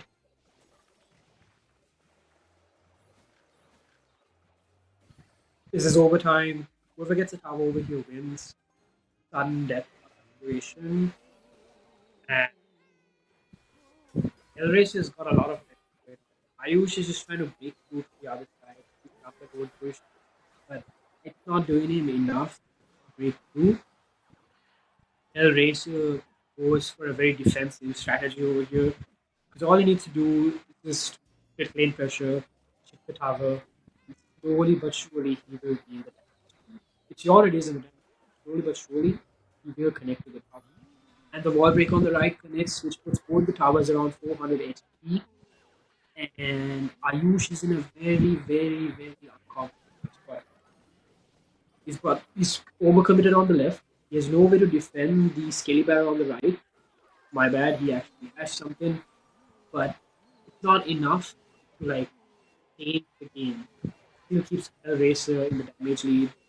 Negative elixir trade over there. When you have to use the Inferno Tower to kite the Skilly wall breakers, but still the oh my days, the Skelly Bear connected on the left. Puts Hellraiser on the damage lead. 108 HP. Hellraiser just needs to cycle two mind spells. He's got the game in the bag. Took Hellraiser played it really well. Got the game. Very strong defense and very strong counter. And is this Hellraiser versus Ayush's third or second game? Or first game? Hellraiser versus. Nope.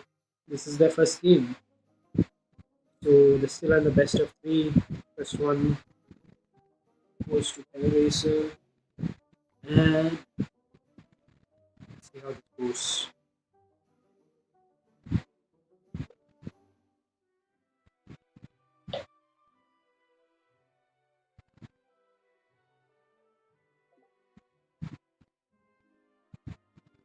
Lada. Okay, Hellraiser was Ayush happening again. See how it goes. So Hellraiser starts the game off by putting skellies in the back, cycling his cards. Ayush goes for a very defensive strategy with the Inferno. Isn't that sort of like an overcommitment? And that gives Hellraiser so much opportunity very quickly. He chips off the Inferno Tower with the Fireball, using the damage lead as well. Ayush cycles Valkyrie back, and Hellraiser is going to must. This most certainly looks like Hog 2.8, 2.8 or 2.6, whatever. The Hog connects on the tower. This is a very fast cycle deck. Hellraiser has an easy defense game. Ayush is playing the same game. He's a Lumberloon freeze, but don't think he'll break through. My bad, my bad. Looks like I jinxed it. Is Ayush going to freeze this? Is Ayush going to freeze it? Because it will force a fireball out if he does not freeze it. He didn't have to freeze it. He didn't have to freeze it. Hellraiser got that game. That was so quick.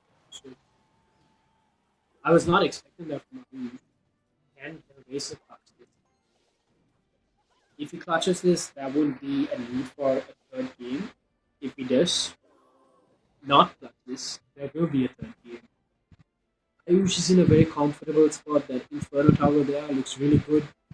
Defensive Inferno Tower, so Hellraiser can't throw a hog on the bridge and just go get some damage. How will this go? Hellraiser goes for a Muskie in the back, whereas Ayush goes for an Evolution Witch, same lane. And Hellraiser puts so much pressure on the right with the back from the hog. Hog connects on the tower, but Ayush places Valkyrie to protect the hog. And that was not enough to get the tower. Ayush has a counter push and a good counter push. You got the Valkyrie. Ayush puts out the Inferno Tower. So the hog connects the Inferno Tower and not the Princess Tower. Ayush knows what he's doing. He's playing defensive and he's not going to let the racer break through. What is going to happen? What is going to happen? 23 seconds. Is that enough time for Hellraiser to connect to the tower and get the Princess Tower? I don't think so. I do not. Am I going to jinx it? Am I not going to jinx it? Is there going to be a third round? 10 seconds and we'll know for sure. Hellraiser's got so much pressure on his hands. Ayush's rumble push. Hellraiser is going to lose this game. Well played by Ayush for sure. That moon, that pressure he put in the first minute was so intense. Ayush got the top. Well played. This is going to be the third game. Ayush is going to go with Lumberloon, I think. Maybe not. He might even surprise us. But I feel like Hellraiser might go back to his OG deck and go against Ayush. Or who knows? Something else. Surprises. We are open to surprises. Anyway, Ayush versus Hellraiser has started. What can we expect? We expect something different from Ayush. Is Ayush going to be different? And by different, I mean Lumberloon. Kind of yes and no so far. I still see the same deck being played. You got the arrows, the bag, the skellies, and Hellraiser is going for his OG, the, the deck he played in the first game. With the eight. How will this go? How will this go?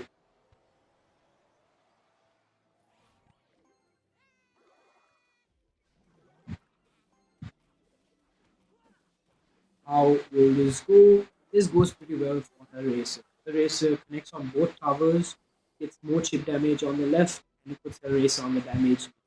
But Ayush has the chance of making a counter push on both lanes, and which he does. He makes a counter push on the left lane. The balloon gets kited by the bomb tower. Either he would freeze the tower over here, but Hellraiser goes for the early vines to stop any freezing activity. Hellraiser's Ghost on the right, next on the tower, and Ayush is down in hell. So Hellraiser's in the lead. How will this go? Ayush goes for an early Inferno tower. He's trying to stop Hellraiser from going for wall breakers or scaly barrel. Wall breakers are down. Both of them get kited by the Inferno tower, and none of them connect to the Princess tower. Kind of smart Inferno tower, also very early Inferno tower. How will Ayush defend it? Arrows on the right for the scaly barrel, evolution scaly. And Ayush has a lot of elixir in his hand. He can go for a sudden lumberloon push. I think he's waiting for Hellraiser to make the move instead. Maybe looks like not. Oh, he goes for defensive lumberjack to kind of take down one of the wall breakers. And he's going to go lumberloon on the right. Bomb tower by Hellraisers to be protected. Pretty normal stuff. And the bomb balloon is not. Hellraiser is aware of what Ayush is playing, but Ayush has been playing the same deck. Hellraiser was more comfortable with this deck because he used the same deck for the first game and won the game. So it's kind of like a rundown memory lane to the first game that happened. And now we are going to go into overtime, which is going to be good for both people. We got more elixir, can cycle through your cards faster, but will it be fast enough for Ayush to change the game around? We don't know. We don't know. Hypothetical questions. Wall break is on the right connect onto Ayush's tower, and Ayush is down so much damage. Uses the vines to stop the witch from doing more damage, and that puts so much tower on the right. Hellraiser is playing really good defense. Bomb tower is going to be so annoying. Fire and that once again did not connect to the tower. He had to overcome it with the Inferno Tower. A 5 elixir card for a 3 elixir card. Is it worth it? Not really. It does stop damage getting the tower. And going to happen over here. Hellraiser is going to put pressure on both lanes. Ayush has to pick a lane to defend. And if he doesn't pick both lanes, he's going to lose one lane for sure. And that will give the game to Hellraiser. Ayush is going to go for a counter push on the left. But once again, Hellraiser with his balloon gets the just pulls the it just sucks in the balloon and like doesn't give it a chance. Ayush goes for the last second freeze. It's one connection on the tower, but that was not enough to get the whole tower. What's going to happen over here? How is Hellraiser going to counter that? Hellraiser goes for the Skelly Barrel on the Inferno Tower. Wall breakers on the left. Inferno Tower is down. None of the wall breakers connect. So that was really good defense. Push. Go for a counter push. Hellraiser is going to play a balloon. Done that really well. What's going to happen next? It's going to be a game of pure defense for the next 9 seconds. The game is going to go to Hellraiser. And GG's prepared Hellraiser.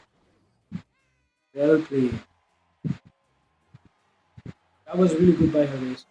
A very good offense and defensive game from the get-go itself. And that puts Aish out of the game. And Hellraiser brackets. See how it goes. See how it goes. GG. GG. What's next? I have no clue. I can't remember what who is. Look at the bracket. We've got Yusuf. Yusuf versus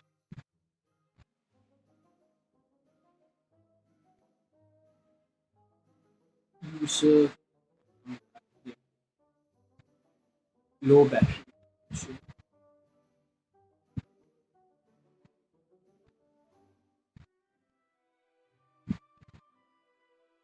Second, give me a second.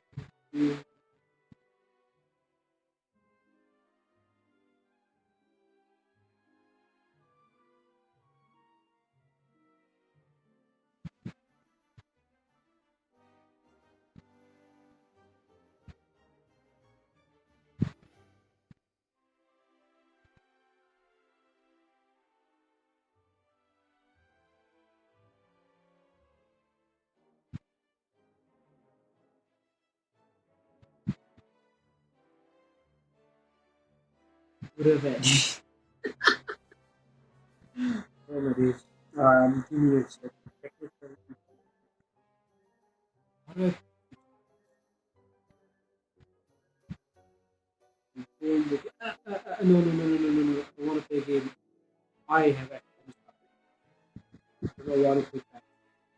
I just want to spectate.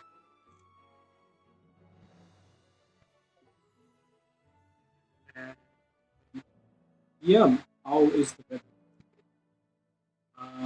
The weather's really warm here in Sri Lanka. As usual, it did rain today. Clash Royale. How is Clash Royale? There's been so many memes, and Jinxie has making Clash Royale content.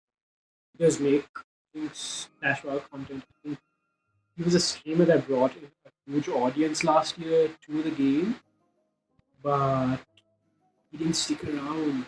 He sticked around. Maybe things would have been different. Maybe. Hypothetically. Currently, the biggest content creators, because one of them would be Orange Juice, Kenny, and who else? Who else?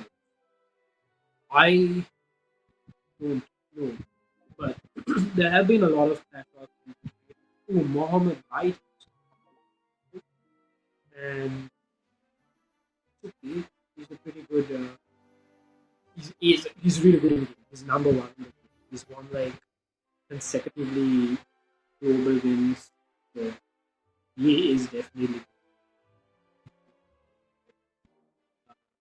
Who else? We've got Riley, who's been in the game. But anyway, Jinxie might come back. He made a comment saying that there's a very high chance he's going to be playing the game, but not as a streamer, just for fun. Like maybe when he's in the watch. But yeah, we've got the next match started. We are watching King Sad versus Tulinder. Tulinder was the guy that beat me. How is this going to go?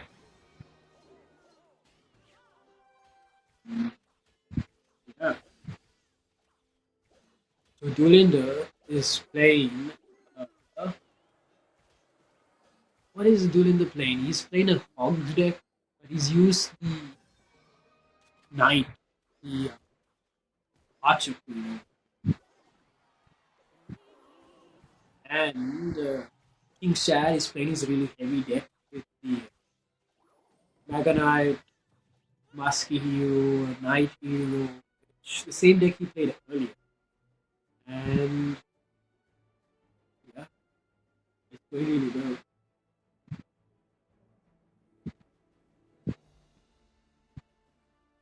Okay, I see the game. Dulinger is in the damage lead. He's ahead by 900 damage. And King Sad is going to go for a counter push. Going to go for a counter push. Give me a second. And technically shoot almost. Okay. I've got the camera on charge. And see how it goes. Let's see how it goes. Dolan is going for a very strong defense over here, but also attacking the opposite lane to create some split lane pressure.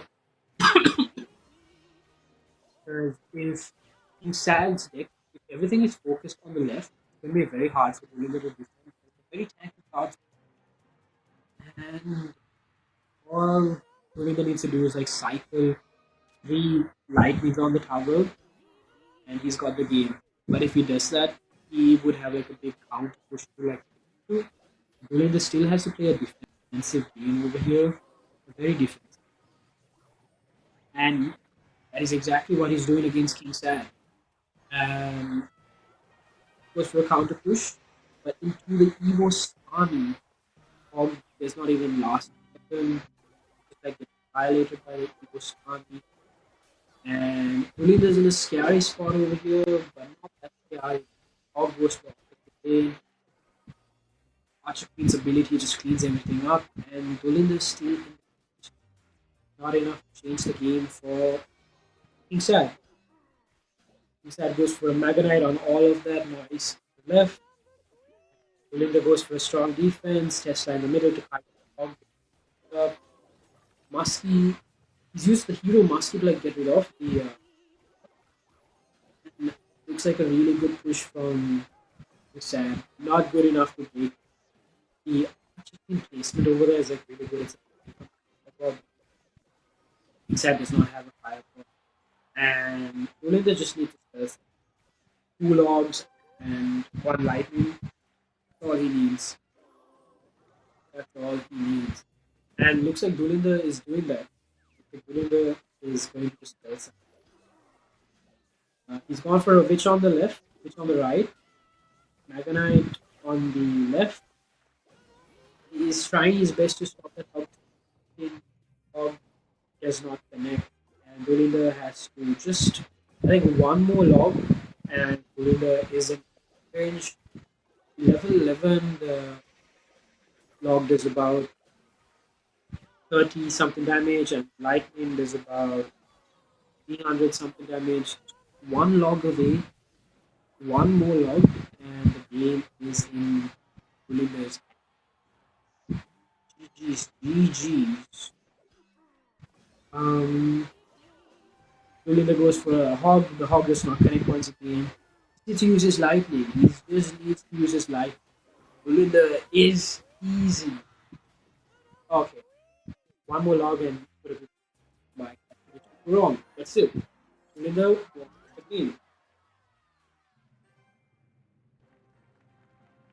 Um, that was bracket win, and it was Oliver versus King Sad. Two more games from the or one more. Gulind is really good player. He actually is really good. I lost to him unfortunately. I think he's like one of the top players in Sri Lanka as well. Um, being sad going up against Gulind kind of is not his player, but you can never predict how the plays. All depends on how the micro and macro interactions. Anyway, next game has started, and Gulind goes for the thumbs up,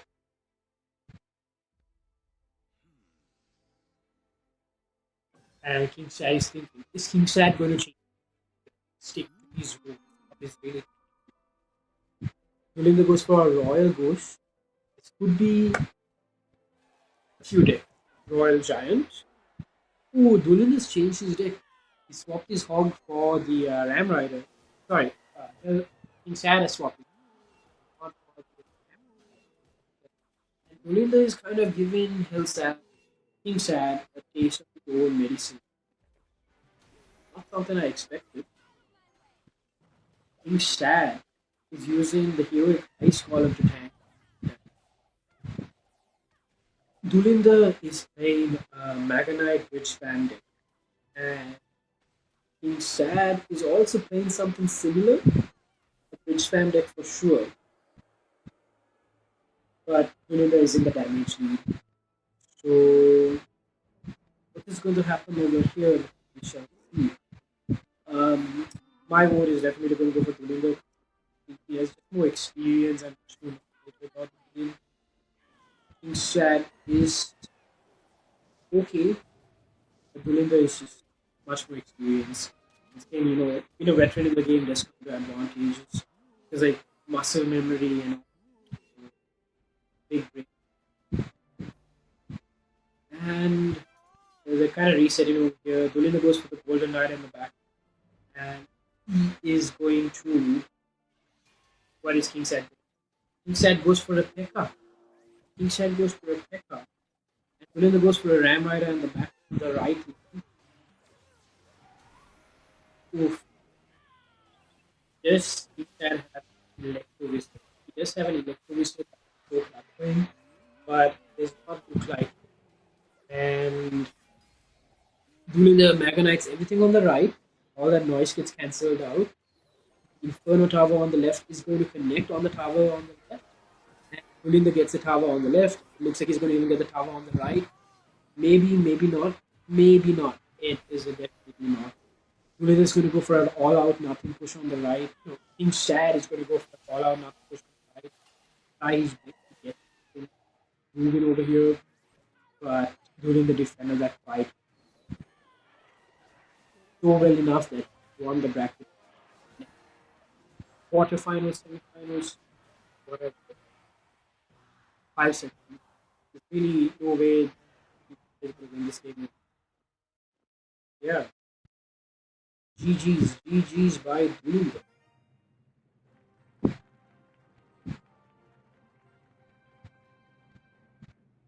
What is next? What is next?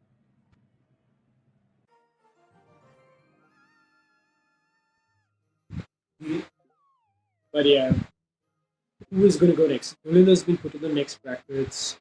We've got, I think we do have Hellraiser in the next brackets as well. Ashan versus Death. Are they ready? Hassan is online. Hell, Hassan is online. Death is. Death is where? Is Agra dead?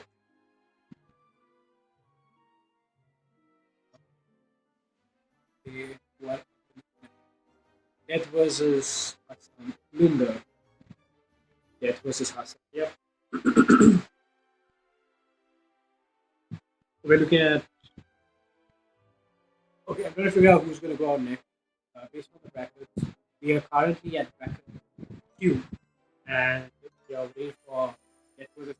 Whoever goes over there will go up against Linda, and after that, we got winner was Demon Saint. We got Roma Fernando. Roma Fernando is also pretty good. He has been a regular at LVG and won quite a few of the season pass giveaways, not giveaways, tournaments. So looking forward to seeing Roma. Maybe Roma might go ahead.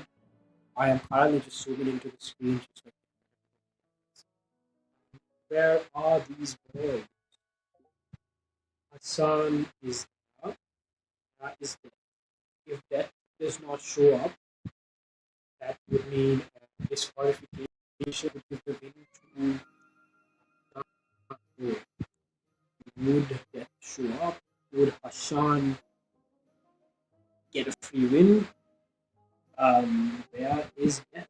Do not see him, but that, that are you alive or are you dead? Asking the real question.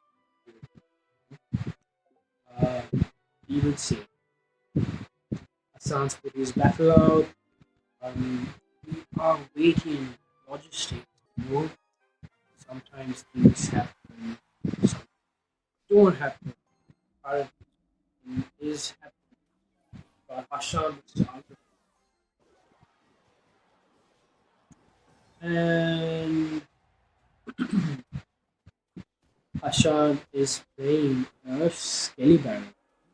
And Agra is playing a Mother Witch deck. I think Agra is playing the deck that has the Hobbs in it, Skelly Giant.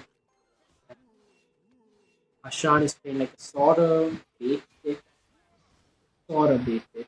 And Agra is playing Pekka.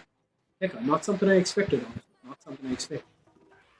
Bridge span, sorta bridge span. Because you often don't see the fisherman in the bridge span deck. But I guess we saw it over here. So how is this going to go? Ashton defended that really well. He took barely a little bit of damage chipped on the tower on the right. And yeah, Agra is going to go for his wizard to counter the barrel. Wizard doesn't fully counter the barrel. Barrel gets a bit of chip damage on the left. And Ashan throws in his sneaky bush on the left as well. That looks like it's going to connect on the tower. He puts the vines just like it's like a free spell. It does enough damage like freezing. And Agra is going to go for a big push. He's trying to build a big push on the right with the evolution background. But this does not look really good, I would say, because Asana is a very meta deck at the moment. He's got the Goblin Heart, he's got Evolution Ghost, Hero Musky, a lot of meta cards that are a really good spot at the currency. Will it break through? It does break through, but it's also not going to be enough to like get him the tower.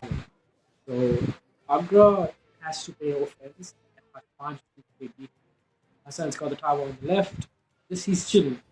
Doesn't have to do much. He just needs to like wait for Agra to come and like do something. Agra is doing something. He's going for the push on for Pekka, Ram Rider. None of that breaks. None of that breaks. This puts so much pressure on Agra. He has to win the next game. If he does not win the next game, Hassan is going to move to the semi-finals.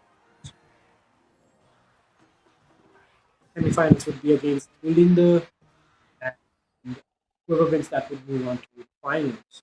So let's see what's going to happen in the next game. The Hassan Agra might win and go for a draw, stalemate situation with the third match defense. auto events, we will move to the next bracket. So, what's going to happen is a member has Lvg. Oh, hi. This is reading my name. Yeah. Anyway, got any more? Nice. Hassan is going to send white, and we might see something different. We might see the same. We don't know what to expect, but we can definitely expect some. And Hassan is also a pretty good player. I think he's also one of the best players in Sri Lanka at the moment. He's made it to Ultimate Champion. Look at the local leaderboard. He is up. So let's see how it goes. Let's see how it goes. What is Agra going to do? Agra plays a lava loon. I think he might go for his lava loon. That's something he's more comfortable with. But we'll have to wait and see. Wait and see for sure. And there you go. Dulind is there. The winner is but can't see anyone else who's in the clan at the moment. But the match has started versus Agra. The match has started. And Hassan's gone for an early furnace in the back. It looks like Agra is playing an E golem or a golem deck. There are not many decks that have the battle healer. The battle healer is usually run with like golem decks. Agra has to defend graveyard.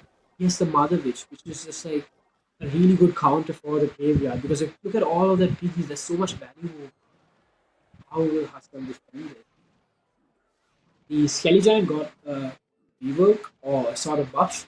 The attack speed has increased slightly. Not very noticeable, but it's like a 0.1 difference. And how will Agra defend? If the Skelly King connects on the tower, boom. Hassan's running a really interesting counter against skeletons, but I doubt Agra has any skeleton counter. Agra is just playing defensive. He's trying to wait for the two elixir mark, have another come, and I jinxed it again. Agra is going offensive. He's going to build up a big push. He's got the golem on the back, and he's going to put some cards behind it just to support and just like break through. Hopefully, try to break through. But once again, Hassan has like also really meta deck. He's got the Goblin Hut, the Furnace Pollution, the Graveyard, things that have been like tweaked to the current meta, and the Evo Snowball. The Evo Snowball just like resets an entire and everything is just like running into the Evo Furnace. All those fire spirits are just going to like melt. That was a really good Barbarian barrel by Agra. It made the skeleton giant walk back to a bullet for the tower. And if Agra hadn't done that, he would have lost the tower for sure. And the other thing about the skeleton, the death bomb he leaves behind, just like cleans out everything. So counter pushers just don't exist.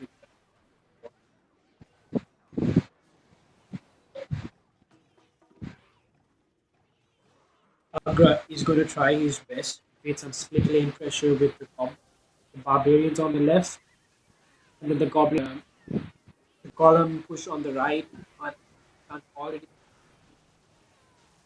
goblin fight the big column. Now there are only column knights left. The E doesn't really succeed so much. He jumped a big push, but I think the E dragon is going to get a lot death from the bomb.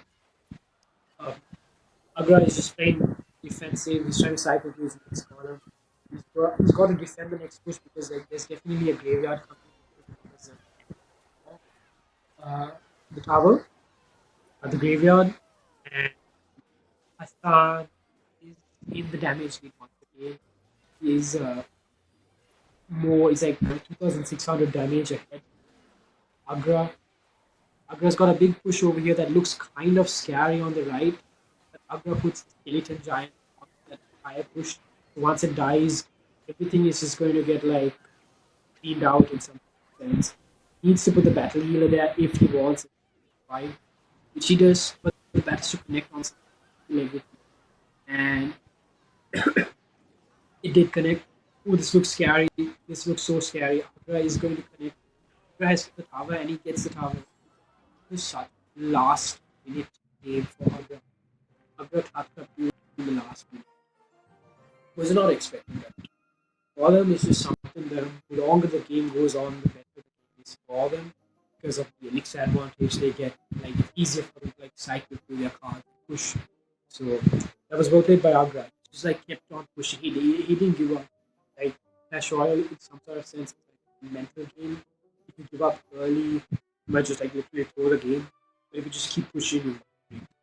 That's kind of what Agra did over clutch. Very clutch. I will be back. I need to get some water. I will be back.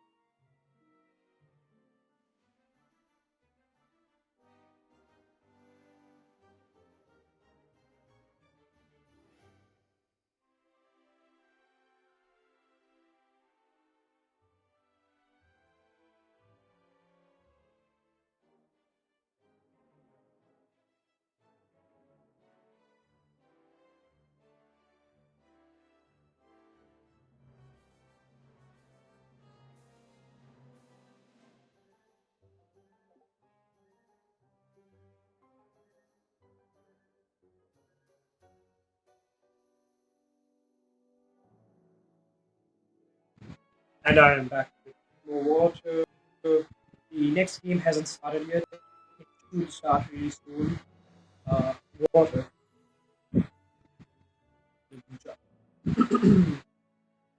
I haven't spoken for this long in a long time. And yeah, what is Agra? Agra says wait. Agra, some sort of team over here. We shall wait for Agra because why not? Why not? And I shall request it because heck yeah, trying to get my cannon to level 15, I guess. And yeah,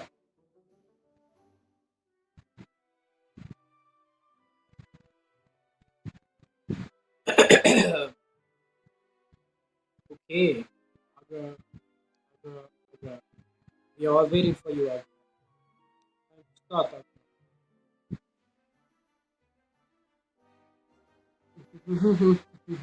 The casual music is pretty nice. Anyway, Agra might go for his lava loon later,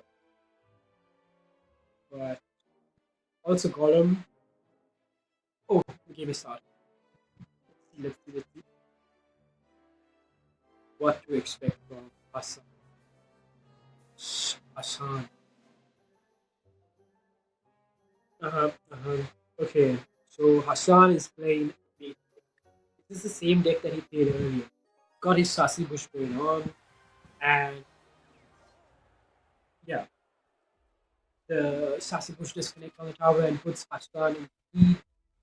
Ooh, I think this is Hassan's recruits mid lane pressure. Gonna be so key against Agra. But I also don't know what Agra is playing, so NDK can be clutch. He's playing E Giant. E Giant is something that's been circulating around with the current meta, but it's also like going to be really tough for Hassan because whatever he plays defensively just kind of melts because most of his cards are bait and Royal Ghost Evolution. He's a skeleton troops. His spawns are gonna die.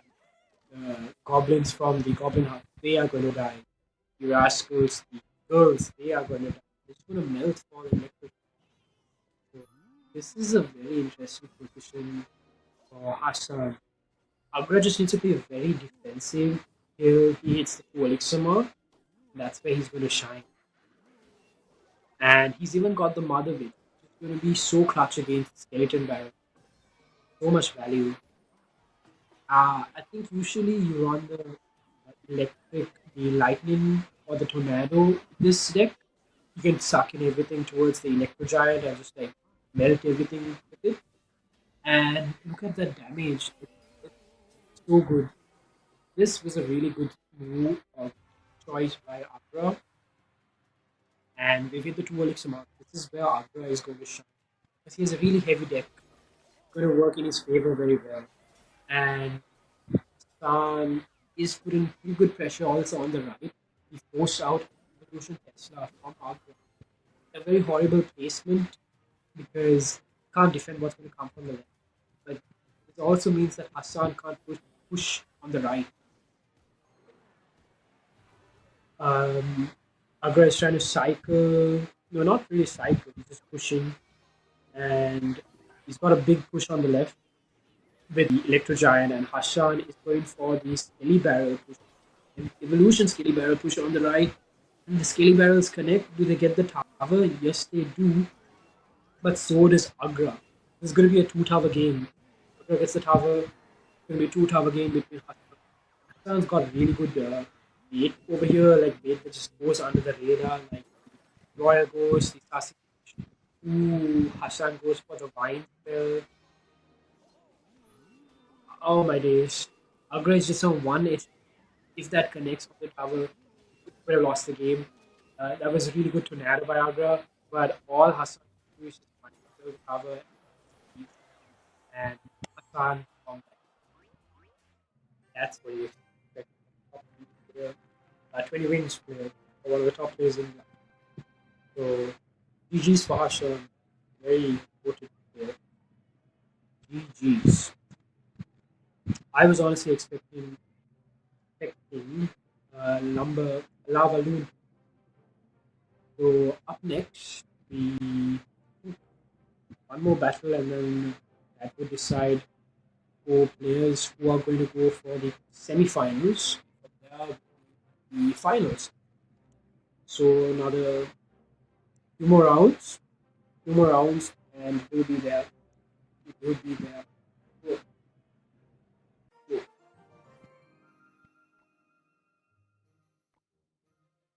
what to expect? What to expect? Yeah. Let's start the next game and what's in the brackets? What's happening in the brackets?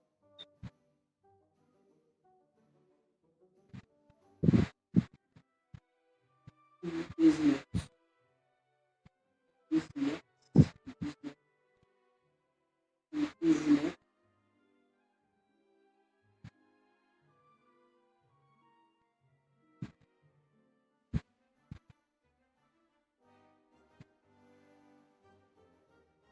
Okay, so I think next we have Winner versus Demon Sane. This is the what semi-final. After this, whoever wins this goes to the final. No, whoever wins this goes into the semi. So Demon Saint is here. We are waiting for the winner, and they are here. We can now spectate the game.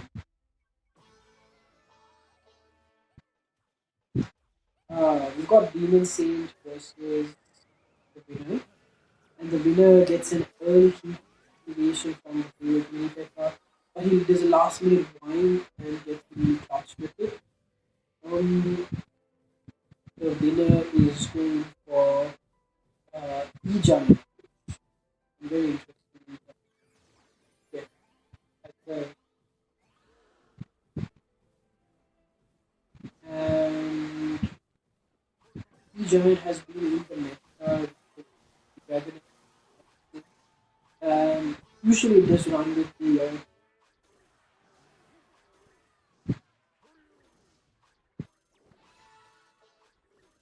it does run with the lightning of some sort. Yeah.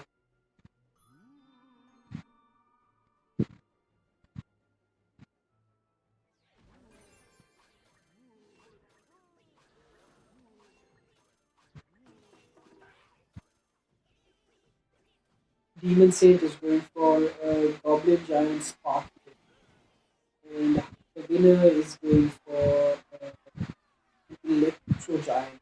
These are both ranked decks, so but the winner's in the damage lead and like huge damage lead.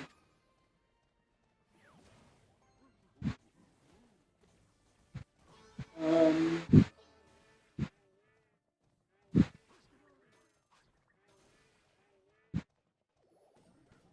yeah, no, no, no. The match is yeah, okay. Anyway, will the hero really pick up any from the cover?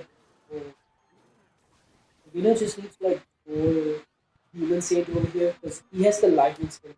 It's like lightning the tower and he gets the game. He just needs to like defense. He's got the game in the back. That's all he needs to do to like see where he is. Feel that Sparky connect to the tower because it's like level 12 given the capability. He did connect to the tower in a comparable situation. If the Sparky does connect the game, that might be game. Especially since the Spark has gone a level up. It is sort of creating a counter at the same time.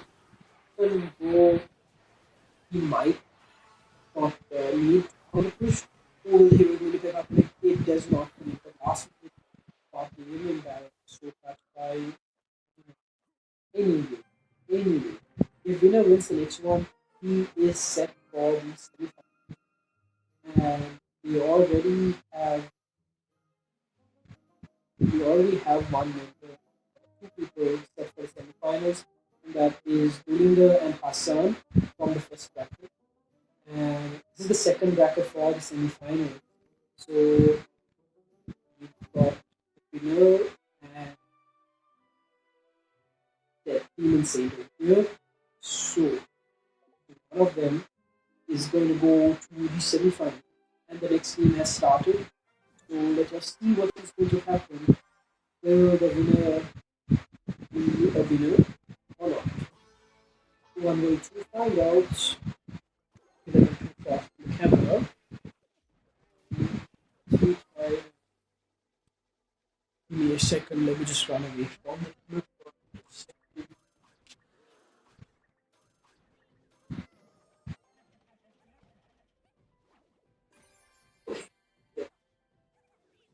Okay, so Demon Saint is running the same Sparky deck, and the winner is running a Recruits Recruits deck. And this could be anyone's game, it just depends on who. But because the winner has the Sparkies and the Recruits, it's a really good counter. Has the Sappies and the Recruits, it's a really good counter for the Sparky. The Sappies can reset the Sparky, and the Recruits can just tank the entire Sparky shot because of their shield. Plus, he has the Goblin Cage, which is like the Evolution Goblin Cage, which is so clutch. And oh my gosh, will the tower go away? Yes, you can say got the tower over here, but there's 1 minute 30 seconds, and that's plenty of time to change the winner. So how will this go for the winner? Will it be in the winner's favor or Demon Saint's favor? Oh, the winner's not that happy with what happened. Kind of mad because the votes is sort of pissed off, and Demon Saint is just like rolling him with the Three Musketeers vote.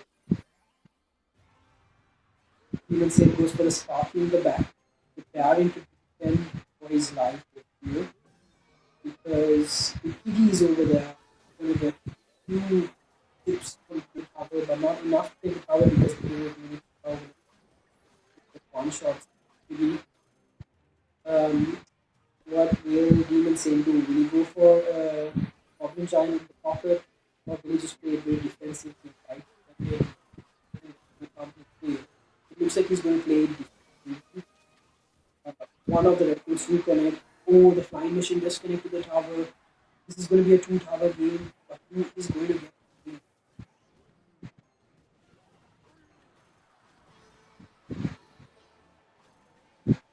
who is going to get the game. Okay. The winner just needs to defend. And after the defense is done, and once he cycles to his hogs, you just go for hogs in the tower, hogs in the pocket, and get like a lot of pressure on the winner, but like I don't think it's enough pressure for him to pick and get up. So the winner is in a really good spot. He does the hogs in the pocket. They are most definitely going to connect, and the winner gets the win. The winner was the winner. GG's. So winner has moved to the semifinals, and up next we've got Roma Fernando versus I can't remember who because of the name, but we've got Roma versus someone else. Roma Fernando versus such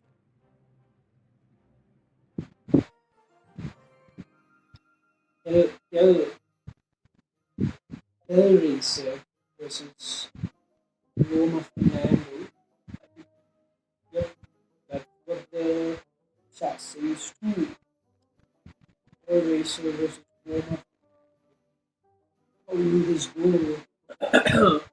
I am thirsty.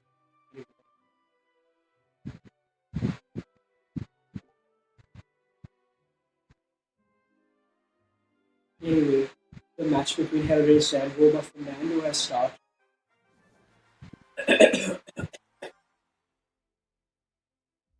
So Roma Fernando is a good player, and so is Hellraiser. So this is going to be like really intense game, but also just depends on the cards and how. Roma goes for logs in the middle. You could be playing a few possible options.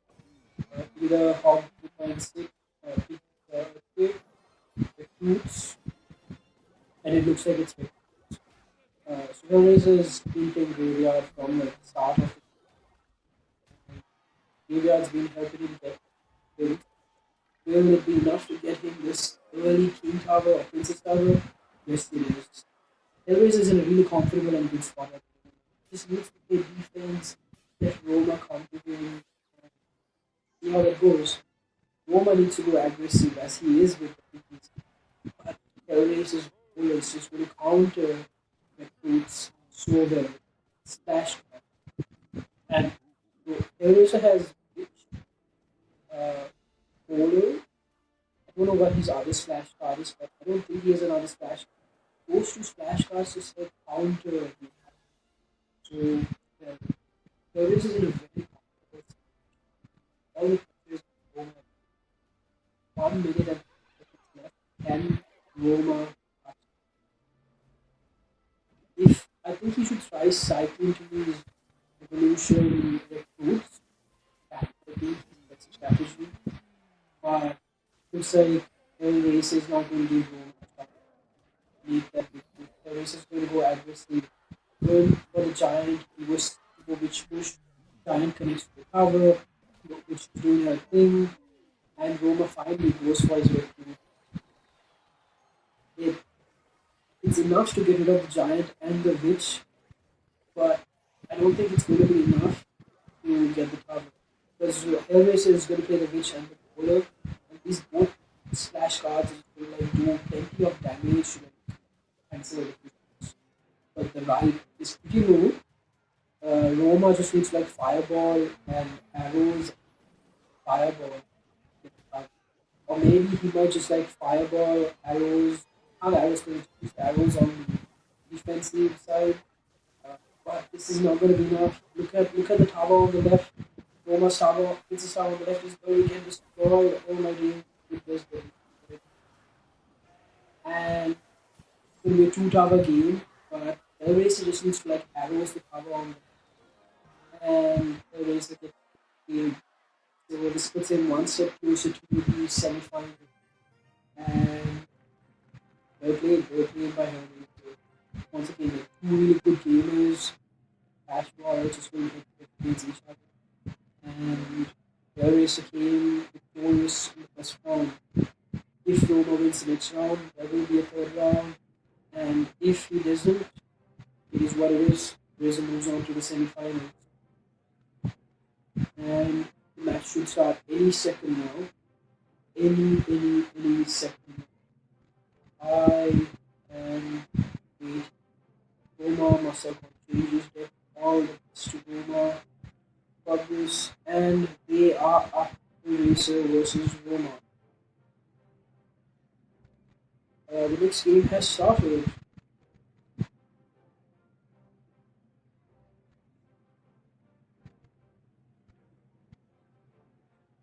The next game has soon started. The Racer is going for a steady barrel. This could be hyper bait, this could be a water bait, water. Okay, it looks like hyper bait. But once again, it also could be a fruit bait. Spamming cards. Roma has the Frankenstein, Goblin Stein. It's not a meta card. It definitely needs a lot of rework on it at the same time. But interesting choice. I don't know what Roma is trying to cook over here. He's got the Valkyrie. It's going to be really classic in the matchup. Uh, Valkyrie is a splash card. He did just really well. So Eraser is still giving the pressure of the play pressure. Because the Royal Ghost on the right, the Sassy Bush on the left. Good pressure from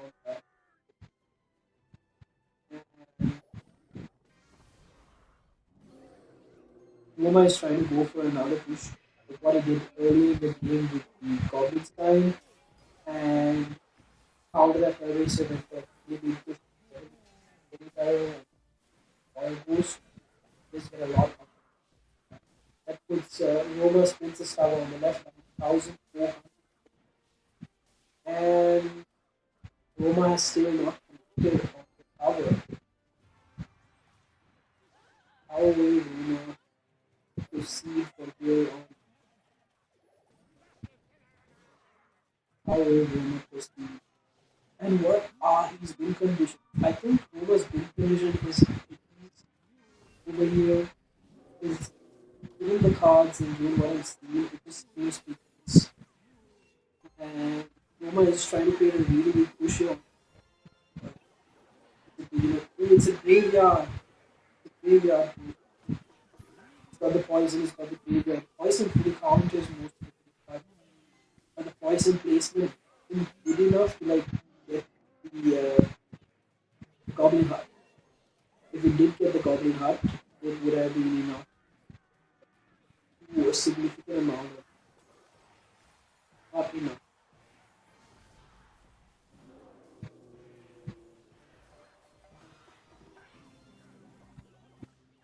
And Roma is going for a heavy push. He's got the poison, he's got the graveyard, he's got the Goblin Stand tank, the Goblin Stand right? And Roma just needs to like two more pushes like that, and he just might get it. He also has to push at the same time. It's like a really heavy push. Hellraiser goes in with the vines, and that makes doubling the skill barrel connect on the tower. All Hellraiser needs to do is cycle two mind spells, and he's got the game in the bag. So he just needs to cycle his cards at this point. The game for time. If Roma manages to put a technique of some sort for the graveyard, he would have won. But I'm pretty sure Hellraiser has cycled two vines, one more vines card, and he wins this game. That was a very desperate Goblin Stein ability because the Goblin Stein ability just kill the skeletons, but it's not enough to like fully stop it. And there you go. Hellraiser has won both the games, going to the next bracket, semi-final bracket. So we got Hellraiser versus who is it? Hellraiser versus the winner for the second bracket. And then we've got Hassan versus Dulinger. The next match is Hassan versus Dulinger. Whoever wins from there is going to go into the final. And the match system is that if you get the second or the third place, your points accumulate over the course of the next 3 months or next 2 months, where you can stand the chance of still winning a season pass, even though you don't get the first place. Say you get the second place this tournament, the next month you get second place as well, and the next following month also you get second place, you still stand a chance of getting the season pass. So never give up. Never what? Never give up. Never what? Yeah. Anyway, we are waiting for our first semi-final match, which is Ulinga versus Hassan. Hassan. Both of these players are really good. It's going to be like a game between the elites in Sri Lanka, I would say. So, don't know what to expect. It's going to be very intense, very calculated, some sort of veterans in the game going up to another. And it's just going to be really intense. Hassan is ready, is doing well, and the game starts.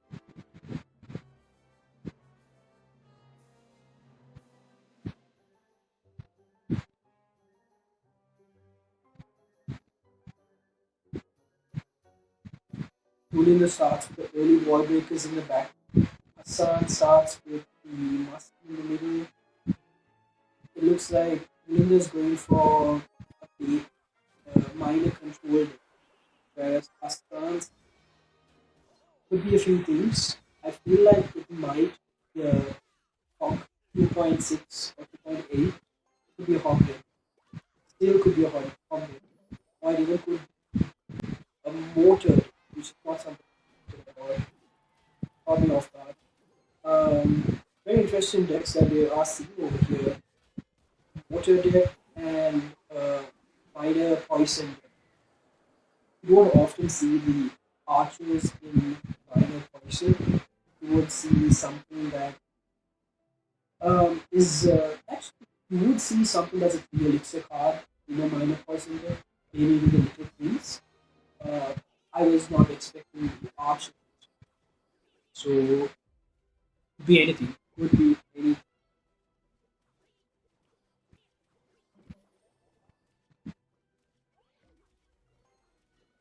evolution board breakers with such cheap elixir deck. You can like cycle to your evolution really quickly. And Dulinda is already doing that. The flow chip from the miner, even though now it just seems like it's not much. By the time we get to like the 2 minute mark, half of the tower would have been chipped down by the miner. So is Hassan going to let the miner chip keep happening? Because he's going to have to react at some point in the game. And when will that some point come? What we are waiting for. Hassan is going to be aggro over here. He's got the evolution. I honestly don't know what deck Hassan is playing over here. It's graveyard, it's mortar, there's two win conditions over here. It's like a lot happening. The mortar does not connect on the tower, but Hassan is definitely in damage lead, and not enough to like get the tower. Hassan is definitely in the damage lead. I don't think it's going to be a game where each gets the tower. I think it's going to come to a game of chip damage because the decks they are playing are very cheap sort of decks. Not the troops in the cards they have on cards that you use to take out the tower within a few seconds. The cards that slowly chip out your tower with time. And it's gonna be a game that's gonna go almost till the end of the timer. It might be a 5 minute game. And Hassan's gone for the graveyard poison, gets a bit of chip damage over there. Whereas Dulinga's gone for the miner on the right and wall breakers on the right. The mine has done so much shit. So pretty good.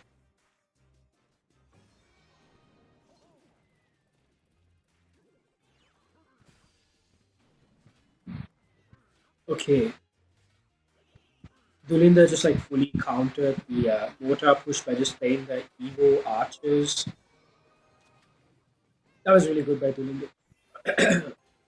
And once again, it's like very equal damage that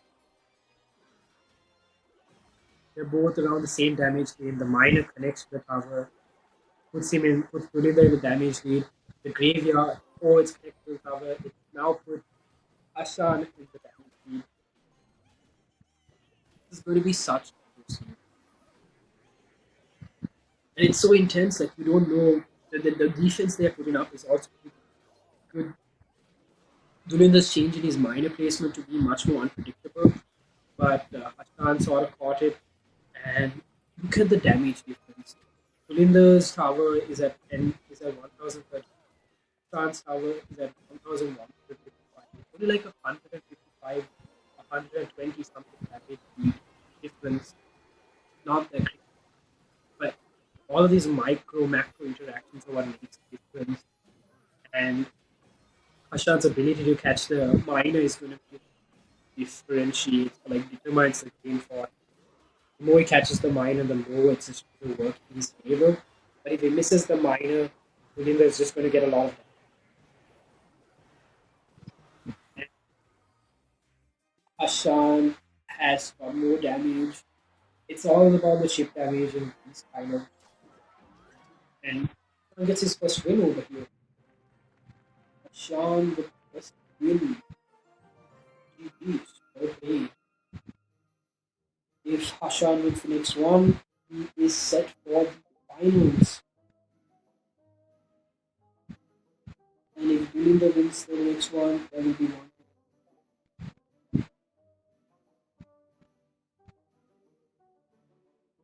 How will this go?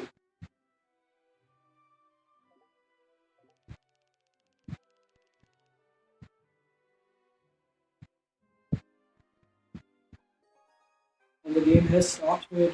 The game has started.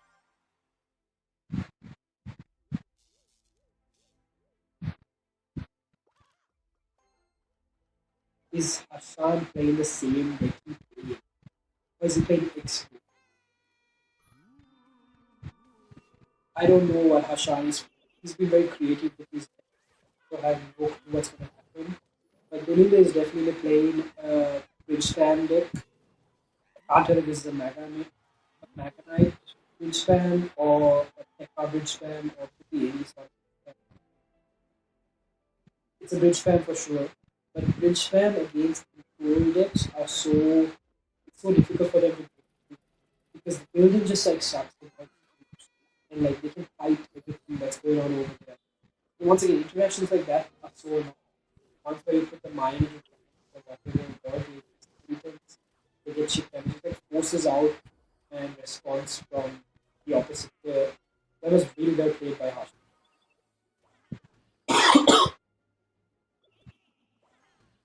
And Sean has an alternate everything for the using the damage by about 300.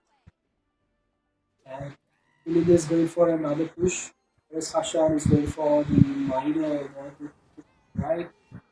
And on the wall break is but the minor is slowly chipping away the top. And once again, this is going to be a very intense game once we 2 minute mark because Bushman is something that shines more when it gets to elixir. No elixir, infinite elixir. Uh, Hassan's just got like 10 push because evolution. And the Pekka. And Hashan's going to go for the yeah.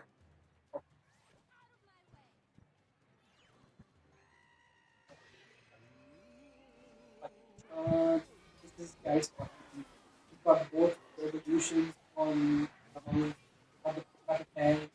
The Ram Rider has a lot of health. Bandit, the you know, still alive. Nothing connects to the towers. Nothing has connected to the towers. That's crazy. Absolutely good defense by Hassan. This is This is what Clash Royale can be with nothing as connected to the tower. It's so much pressure that so much pressure that Domingo is feeling right now because nothing is connected to the tower, and if he doesn't win this game, it puts him into the final. So this is the only. There's so much pressure. I just can't imagine the team going after the Pride is psycho to his evolution, and it's not going to be easy for Hashan. This is way to break through his just mind. Look at the board now. There's so much elixir on the board from Bulinder, and Hashan is like defending with like at least 2, 3 elixir cards. That's what's crazy in my mind. Finally, something from Bulinder. How will this go? How will this go? Will the Ram Rider connect to the tower? The Ram Rider definitely connects to the tower. The bandit connects to the tower. Everything's connected to the tower. The minion is still on the tower and it's slowly chipping it away. So Bulinder wins this game. He just needs to throw a spell on the deck on the board. Which time always depends on how the last goes. Well played by Bulinder. Never give up. Never watch.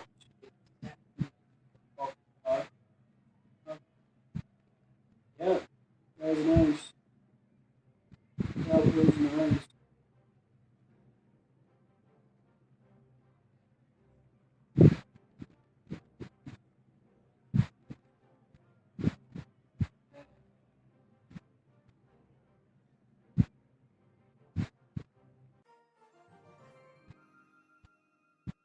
The next game has almost next game will start very soon, very soon, and see how it would go. Um, yeah. So how are your weekends? How many plans are there for Clash Royale? I can imagine. Yep, Clash Royale weekend sounds crazy. Um, Still waiting on Hassan. Hassan might have gone for Siege strategy. The team was not expecting that to deliver, but the game has started. Let us see how it is to go. Whoever wins this goes into the final. Okay, Durinda's played a meta deck, which is really smart. Use the meta to have the problem, art, like so meta, so much value. And Hashan is playing Mortar Scale Barrel. It's also really common in the meta, right? I think you run the King as well in this game, or the Knight, or maybe both. Yeah,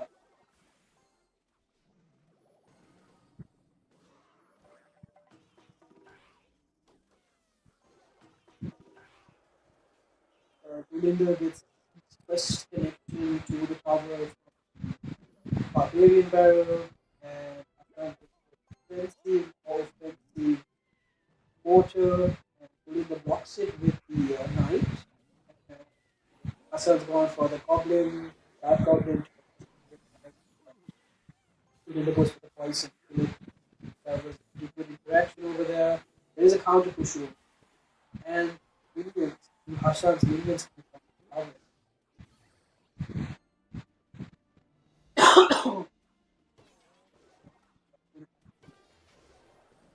How is Hassan going to defend all of this noise? He's got the baby dragon that's going to be covered. William is probably going to throw a knight into the tower, but he plays the knight too late. Yeah, Mona is connected to the tower. That's going to be so much damage. How is William going to respond to this? Ice whistle. Fireballs, the ice whistle. Is that cover? That is cover. Hassan's got the cover. The wind is gone for the push with the graveyard. Just for the goblin guy in the back. You can't poison the goblin. The dark goblin in the back. If you do poison it, it's just going to like activate the king tower. There's a graveyard there, you do not want the king tower activate. Hassan still keeps up the pressure by placing a mortar on the opposite forcing Dulinda to do something. Has Dulinda given up? Yep, Dulinda has given up. GG's, well played by Hassan.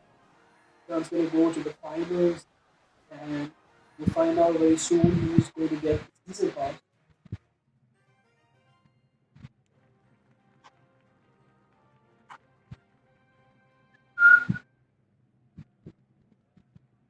So, up next, I believe we have winner versus.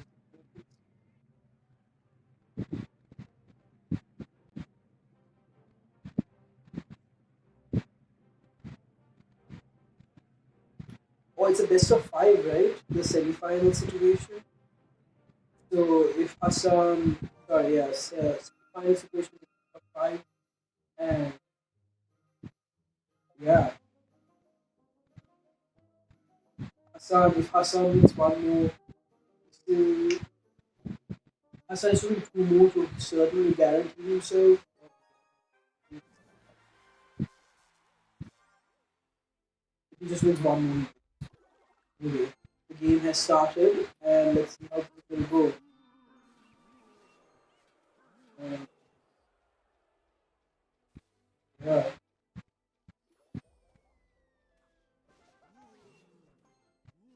Hassan is going for Piggy's deck, and Lolinda is going for a minor deck. I think this is minor rocket cycle. Um, yeah, I think Lolinda is playing minor rocket cycle, and Hassan is playing Piggy's. So it's going to be a very down to the last minute sort of game, unless Lolinda screws up these.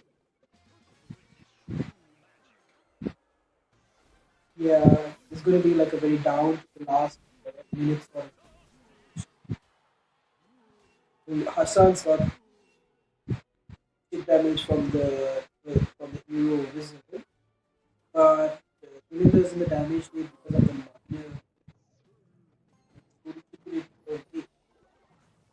How will this go? We don't know. We don't know. But we'll find out. Yeah,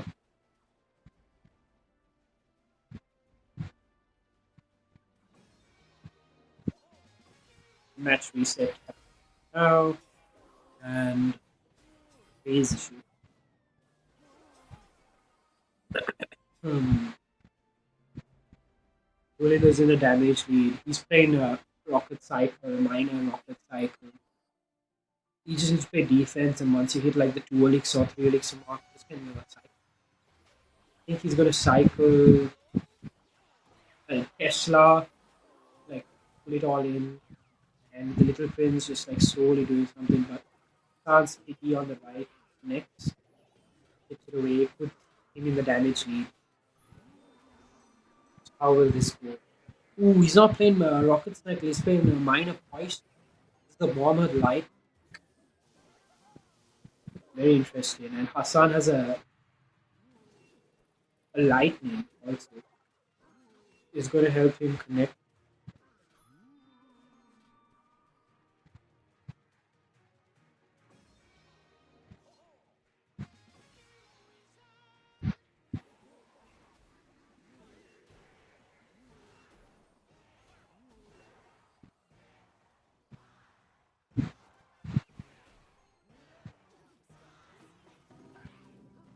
And the pressure just keeps going on. Hassan's in the damage lead. Ulinda is chipping him from the minor. And now Ulinda is in the damage lead. It's going to be a very, like I said, it's just going to go down to the very last mic.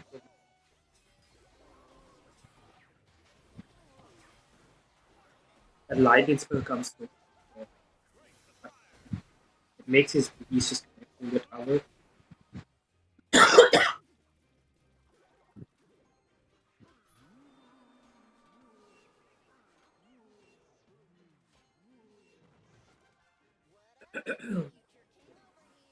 And lightning value. There was so much lightning value. I think one PG might not even connect to the tower, but the lightning connection, it's put Hassan in the damage lead. I think Dulinda's feeling the pressure, and he's going to witness true magic from the heroic wizard's ability. Maybe. Okay, that's a lot of pressure on the left, and a lot of pressure on the left. What is Hassan going to do? Going to use the heroic wizard's ability, but he's also going to poison the heroic wizard away. So now they are like similar amount of like damage on each other's people, but is it enough to change the game? The piggies are going to connect, and it's going to put Hassan in lightning range. Oh, he's going to win the game. And Hassan's won 3 games out of 5. So this means Hassan is going to go to the finals. And very nice. Next, we can expect um, Hellraiser versus the winner.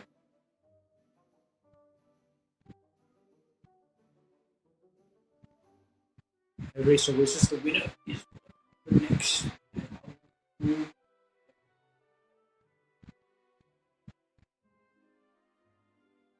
Both of them are really good. Honestly.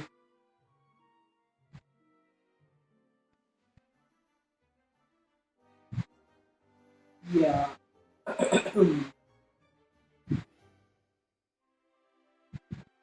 Okay, GG's. Up next, we have Racer versus the winner. Whoever wins this goes into the finals. Ashan is in the finals. Yes. Raw Ella versus winner is going to happen very soon. And still, even if you get third place, you still have a chance of like, coming back next month or the following month and getting a season pass. It's all like a point system. Uh, still have a chance. The losers have winning. And interesting situation to be in.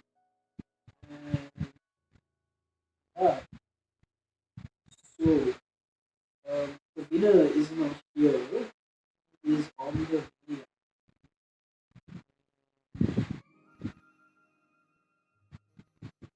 And movies also here. So if both of them do not show up and nobody wins, technically, then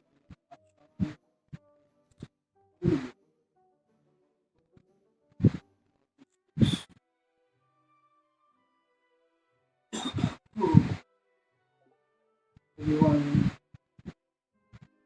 last start. So the Hell Race and the winner are here. So this is going to be the final game for the semi-finals. And whoever wins this will go to the finals. Best of 5, if you win 3 games, you basically are guaranteed to go. So let's see how it goes. Okay, the game is about to start and it has started. The first game out of 5 games of 5 games.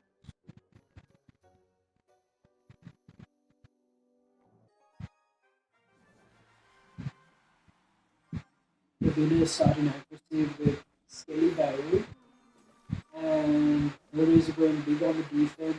Or goes the field. This could be a hyper bait with hyper baits on situation. I think this is playing the reference speed. Okay. And the winner is playing these the two bait players, against bait players, and both of all baiters on the next round. This puts the winner in the backfield. And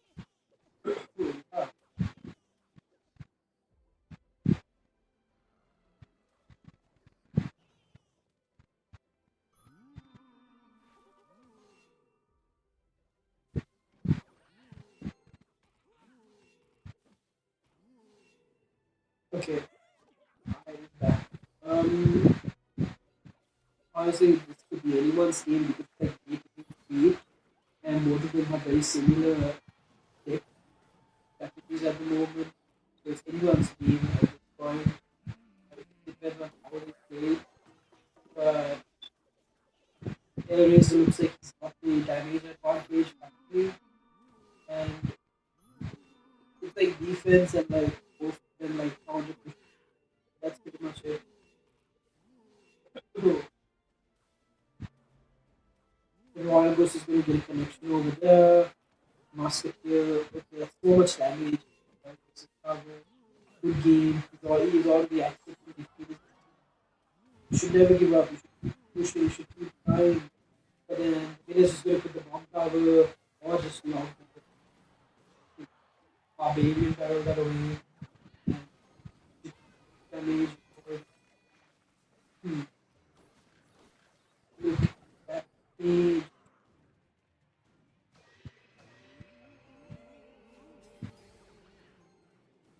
So yeah, this looks like it's going to be heavy. So winner could not be the winner for this game. Unfortunate. Very unfortunate. For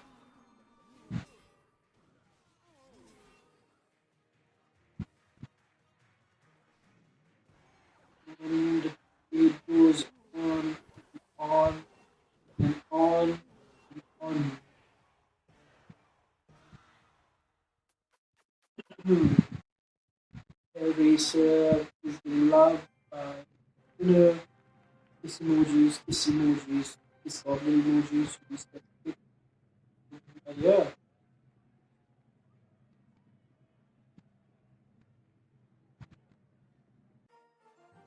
rather emo.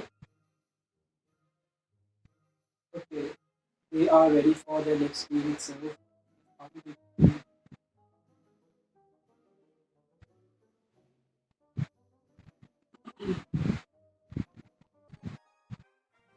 And the game has started.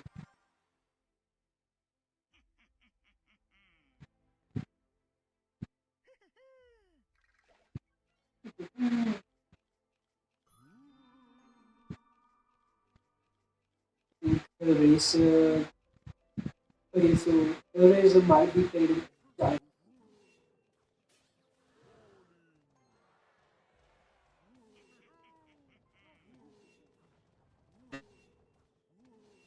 It could be Graveyard.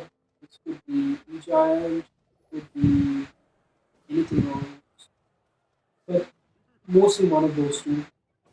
Roller is definitely Giant. It is definitely Graveyard. And Hellraiser is playing. Got the Giant for the Graveyard. And what was that tornado by Hellraiser? Oh no, what was that tornado by the winner? Not bad, not bad, not bad. Yeah, the winner is definitely playing the Giant. Harris is definitely playing Graveyard. So, how would this go?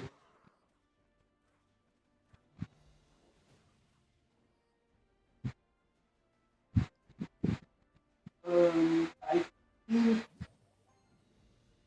the winner is going to go for the Giant pushing the back. And how will the Razor respond? If you don't usually have a building with the Graveyard deck that Razor is playing, and he's going to go for a witch into the Giant.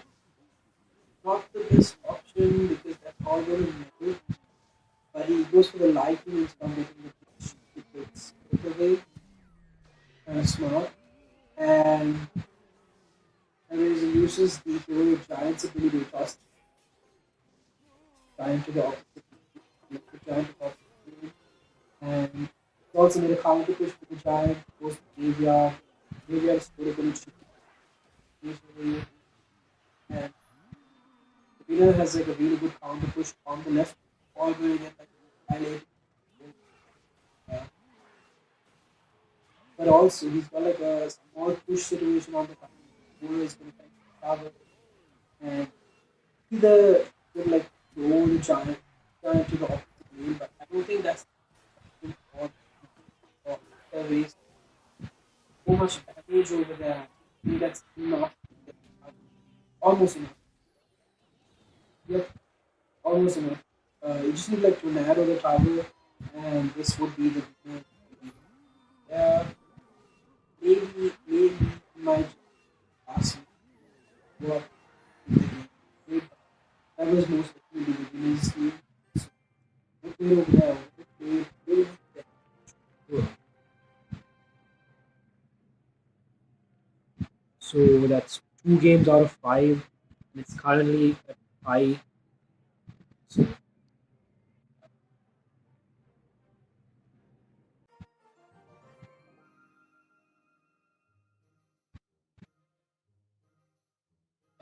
who's gonna go next? It's still the same.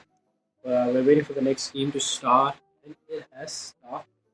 Let's see what are they going to play. Are they going to play decks that we've seen before? They're going to play decks that we have not seen. Oh no, Hellraiser. It's a dud game. Oh no, no, sorry, not a dud game. Anyway, Skelly Barrel from Hellraiser and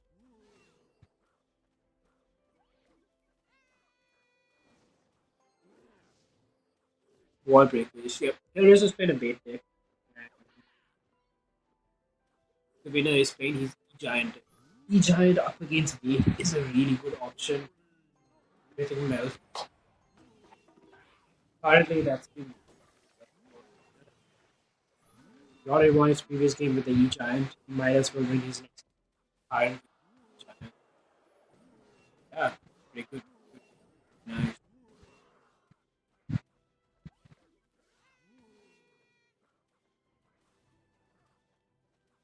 So we've got the Ghost going to get the connection on the tower. But the Ghost had very low health, so just got killed by his Ghost as well.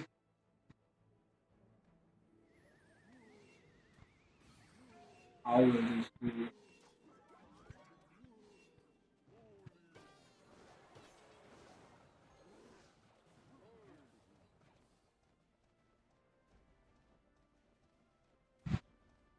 This looks like a good spot for the winner to counter push, but also if he overcommits, he might overcommit play here. So it's best that he didn't push, but he is definitely in a not bad spot. If he overcommits, he might regret it. Even though the winner is not in the damage group, this could go anyway. Um, soon as the winner went for the E giant race, he just went with a lot of pressure on the left. Goes for the bowler on top of that. Also winds, but unfortunately because the king tower is activated, the race is pushed just like it melted away with the king tower activation over there. And the winner is in the damage lead. The winner is in the damage. Hellraiser's saying good game. Is he giving up already? It kind of feels like it. Good game already, but not really at the same time. He's going to keep trying out and try his best to win. Maybe. Hmm. The winner is not going to let it go. Neither is Hellraiser. Hellraiser is going to play defense. That is the best option, and that was a horrible bomb tower because it does not fight the E-Giant. Yeah.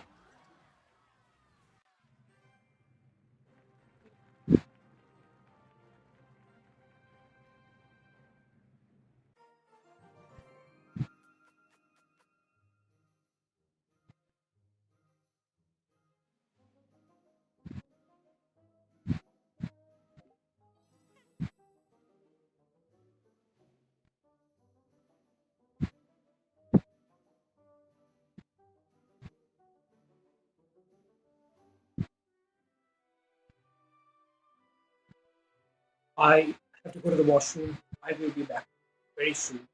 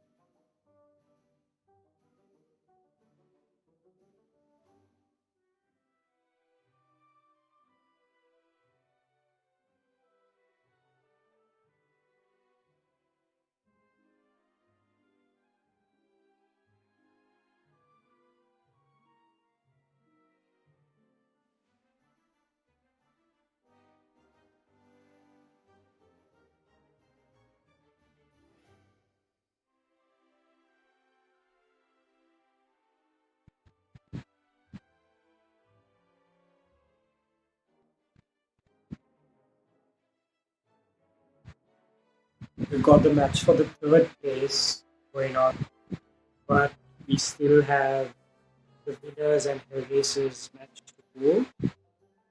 Okay, so winner. Okay, the winners in the finals. Yeah, the final match is going to start any moment now. We shall spectate. We shall spectate the winner. Hopefully soon it starts. Um, as the winner. Yes, sir. How goes it?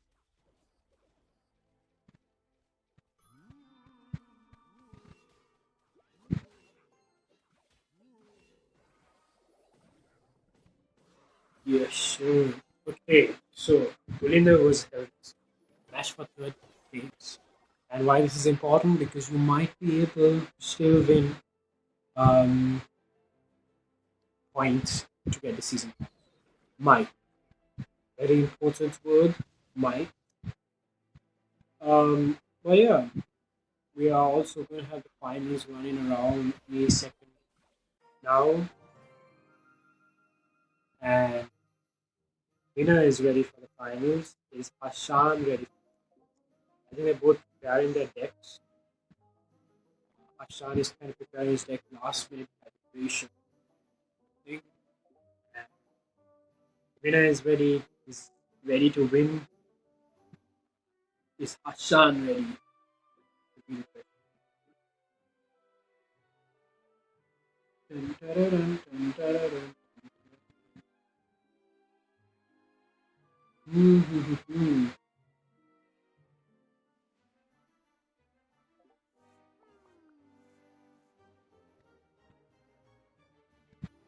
Yeah. Okay. So Hassan was the both really good players. Currently, the winner is the top ranking player in Chicago. Good. Yeah, he's great. Anyway, I was nah, that's a me. I'm not really crazy. Okay, the winner is here. Where is Hashan? Hashan's AFK. He's not okay. He's on his way. He's on his way. He's coming. He's coming. Okay, so we got our first results for third place. Belinda won his game against Hellraiser. He might win the game.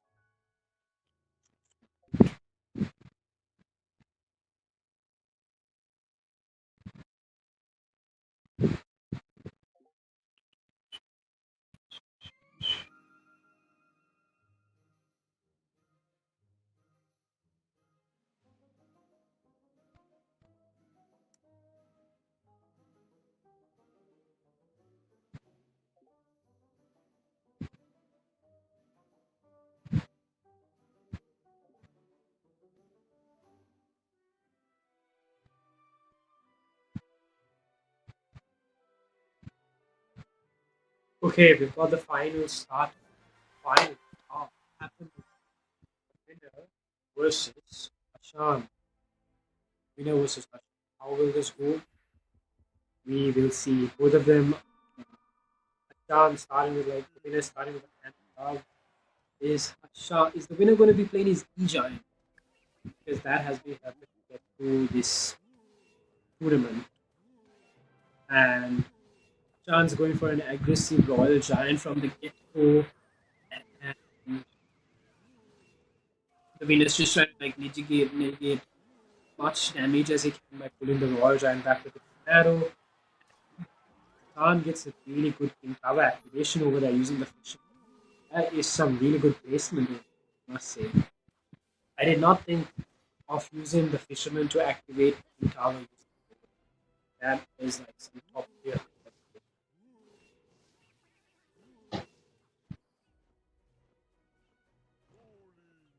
So Hashan's in the lead in terms of damage of king tower. And it looks like that. Hashan goes for opposite lane, so the winner goes for the bowler on the right. Hashan goes for the royal giant on the left.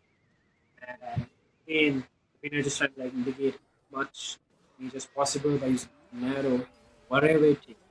Whatever it takes to like minimize. How will the winner move on from here? How will it go? How will it happen? Okay, Hassan is not giving breathing space for the winner. He's just going for the RG at the pitch whenever he possibly can. That's like forcing out Elixir from the winner. He's got to play Goblin Heart, Tornado, Force, and then he's so the winner might get a break now because of Elixir can play the E Giant. He gets a King Tower activation with Tornado, really good, but King Tower activation against Royal Giant is not the most helpful because it's not like the Royal Giant is going to come right next to your King to shoot them. So, is that like a good move? Not really. I would not recommend activating your King Tower when you got the Royal Giant up against that. So, I guess. But he needs to like use the E giant. That's his only way of catching up. But Ashan just needs to like throw a fireball and two logs and he gets the cover on the left. So finally he uses the E giant, but as a defensive maneuver. So questionable. Ashan knows what's he doing. He needs to like cycle for logs. About it. The game is he gets the bowler lineup over there. And good game for sure. And that is game. Sean wins the first game out of the finals. Very nice.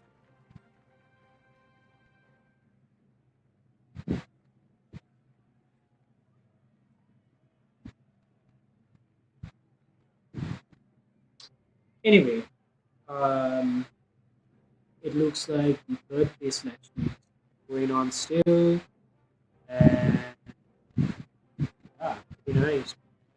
Nice. We've got the second match of the best of five happening, and it should happen very soon. Soon is the game, the word to be highlighted. Um, Very intense. I think Sean is feeling the pressure. Feeling the pressure. So, yeah, Royal Giant is actually pretty good. This-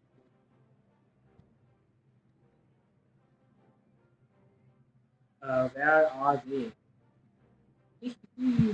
Okay, the match is going to start any second. Good. And the match has started. Ashan was the winner.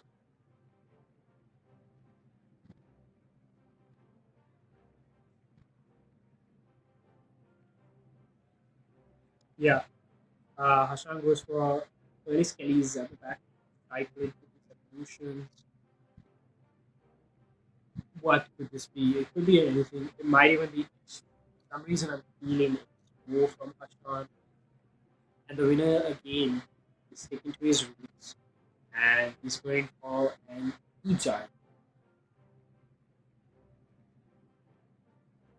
This seemed like it's big.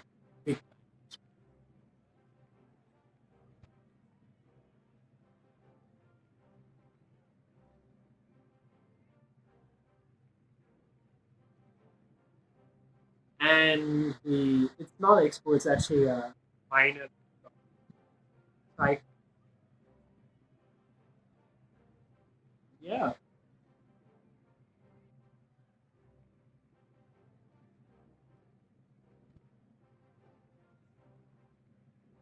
Sean is you need to play like really top tier defense for minor profit cycle.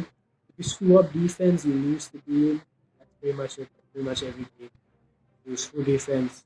Right? But defense has to be extra tight in minor profit.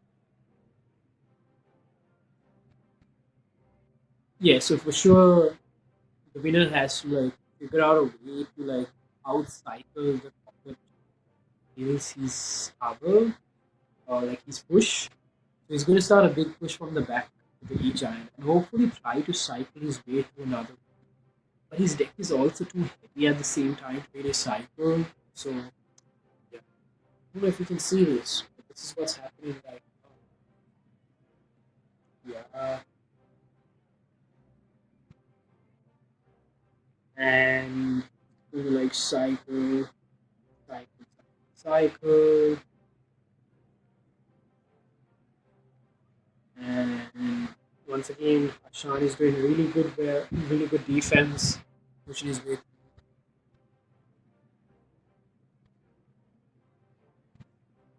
Yeah,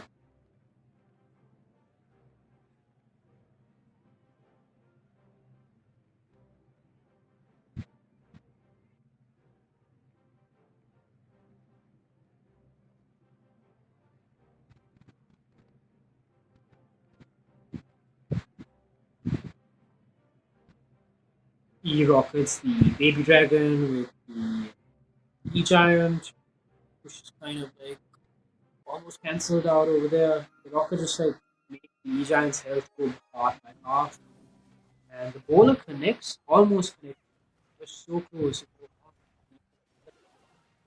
not close enough at the same time. It is so close, yet so far away.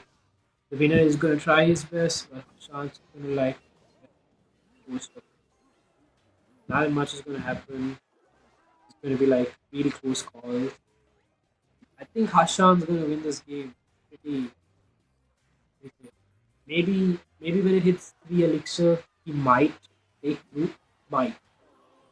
But the way Hashan's playing, his defense is like really uptight.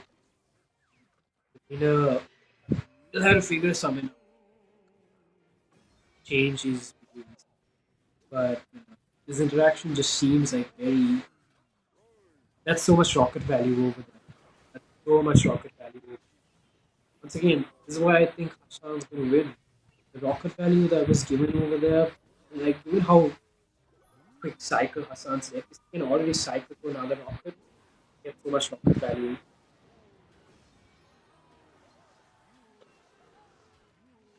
It's not going to be a game where Hassan gets his tower. It's going to be a game where Hassan just wins by 15 away. And it already happened. So much rocket value. Just like it's like the winner is just like giving it like make this damage, just throw a rocket over that you want, and that's what it looks like. And that was a desperate life at the end by winner. Uh, Hassan's won this by damage lead, and that was a damage lead of 700. Crazy. We should. If Hassan wins the next one, he's the winner of the tournament. He's going to be the winner of the tournament. And he would have been the first person to win our first season pass giveaway by Lvg. So GG's, GG's.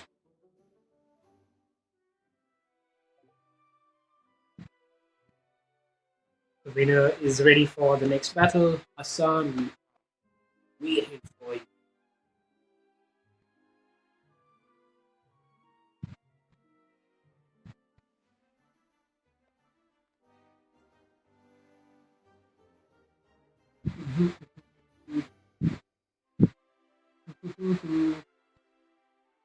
Where is our Hassan? Sean, Sean, Hassan.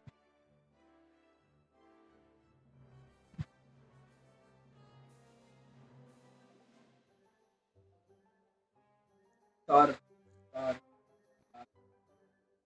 Yeah, guys. Anyway, this looks really weak. And the game has started. If Hassan wins, he has technically won. I think Hassan is playing log bait over here. Pretty much I'm just assuming this based on the princes and the goblin baron. And the winner is probably playing recruit. Recruits 5. And it looks like that.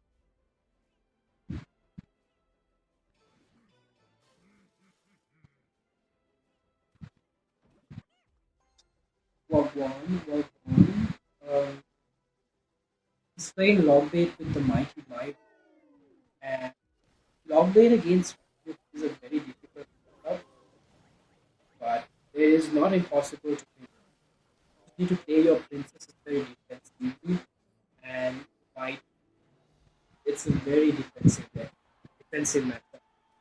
If you screw up and you lose an interaction, and the recruits and the piggies are just gonna like chip away your target. Never. Yeah, Ashan. This is anyone's game actually at this point. Depends. If if Ashan can get an early tower, that's his best shot of winning. The further the game goes, you can definitely cycle a lot of princesses on the board that you get like get off most of the troops. But it's also going to be easier for the winner when he gets further down the game, cycle a lot of cards, more elixir pumping, more fast cards. Because his cards are kind of everything is like sort of about 4 elixir, except for skeletons and arrow. So it really depends on how. And he rocketed the flying machine. It's questionable because he only rocketed one recruit and a flying machine. So in terms of like positive elixir trade, that is not a positive.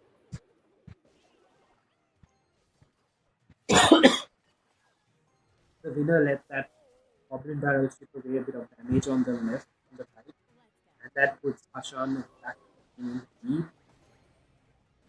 And Hashan just and that yeah, the winner just keeps like fireballing all the princesses because the only way he can kind of get rid of her as well. It's pretty good, and that's kind of like his best strategy. And once again, like you see, the further the game goes, the easier it is for royal recruit players to like, get the tower.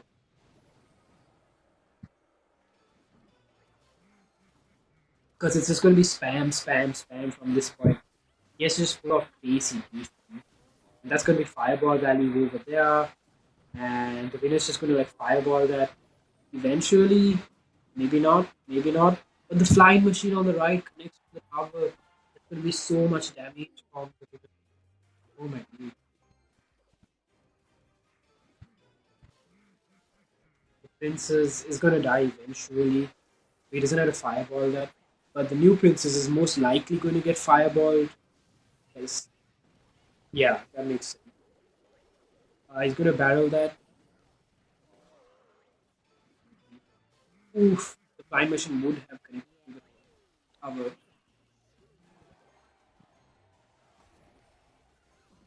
Mighty Miner bomb ability in case the defense doesn't do very well.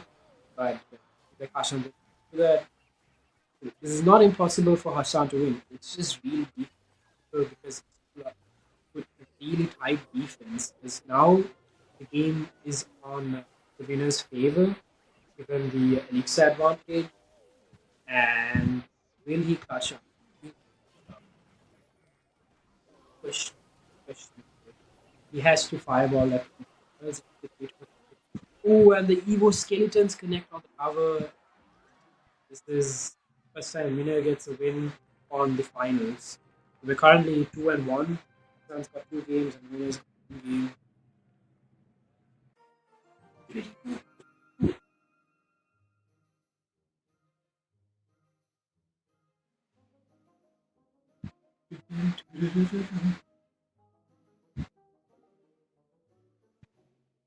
Yeah,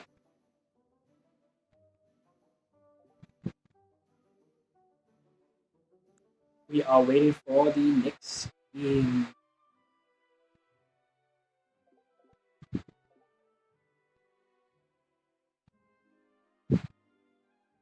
And the next game is started.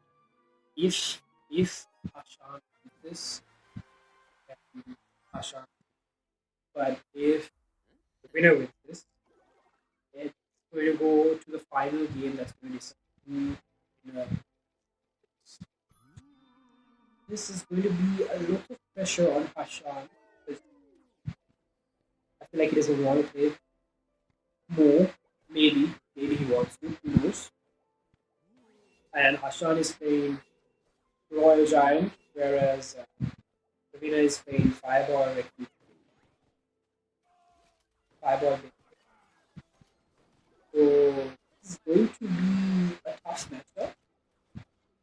It just honestly depends on how Hashan plays.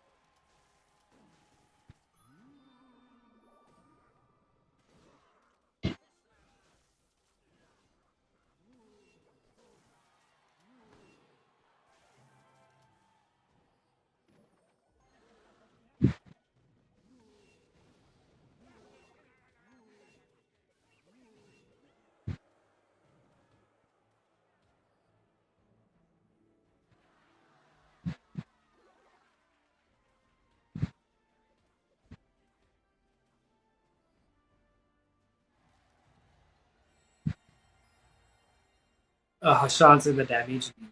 So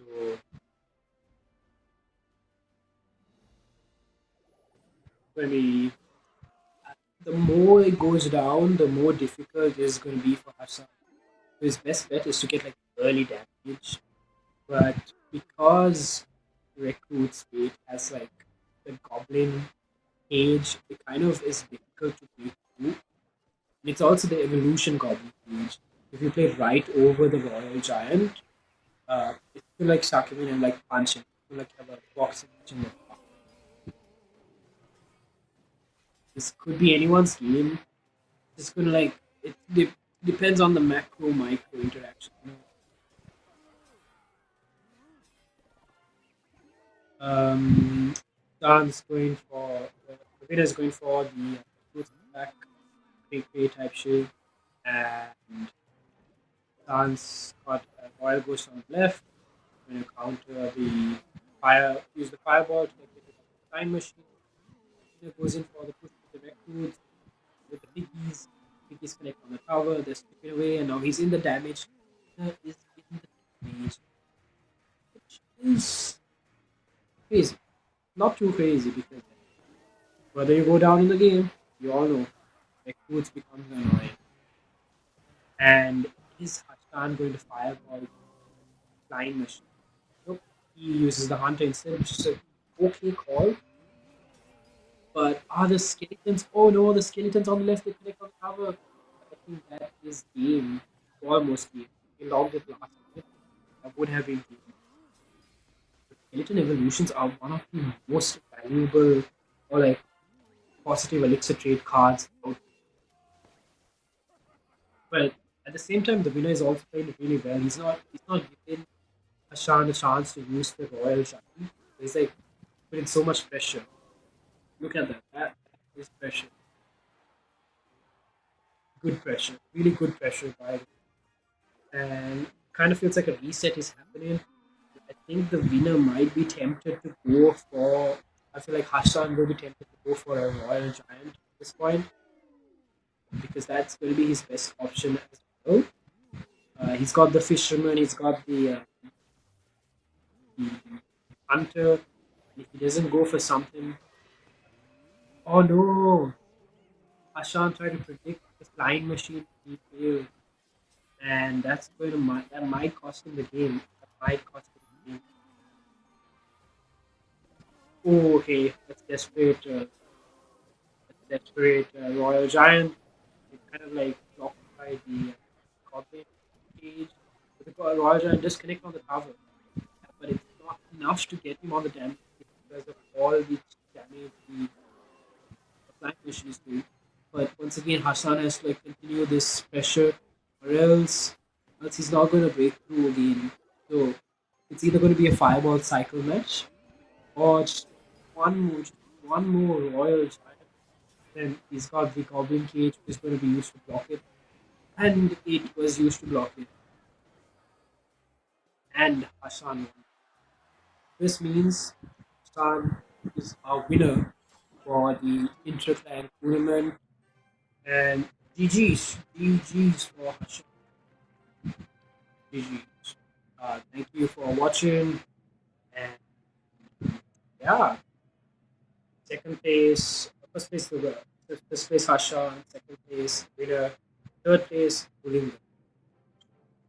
Yeah, this is Matthew. He is going out to sleep. I will see you all.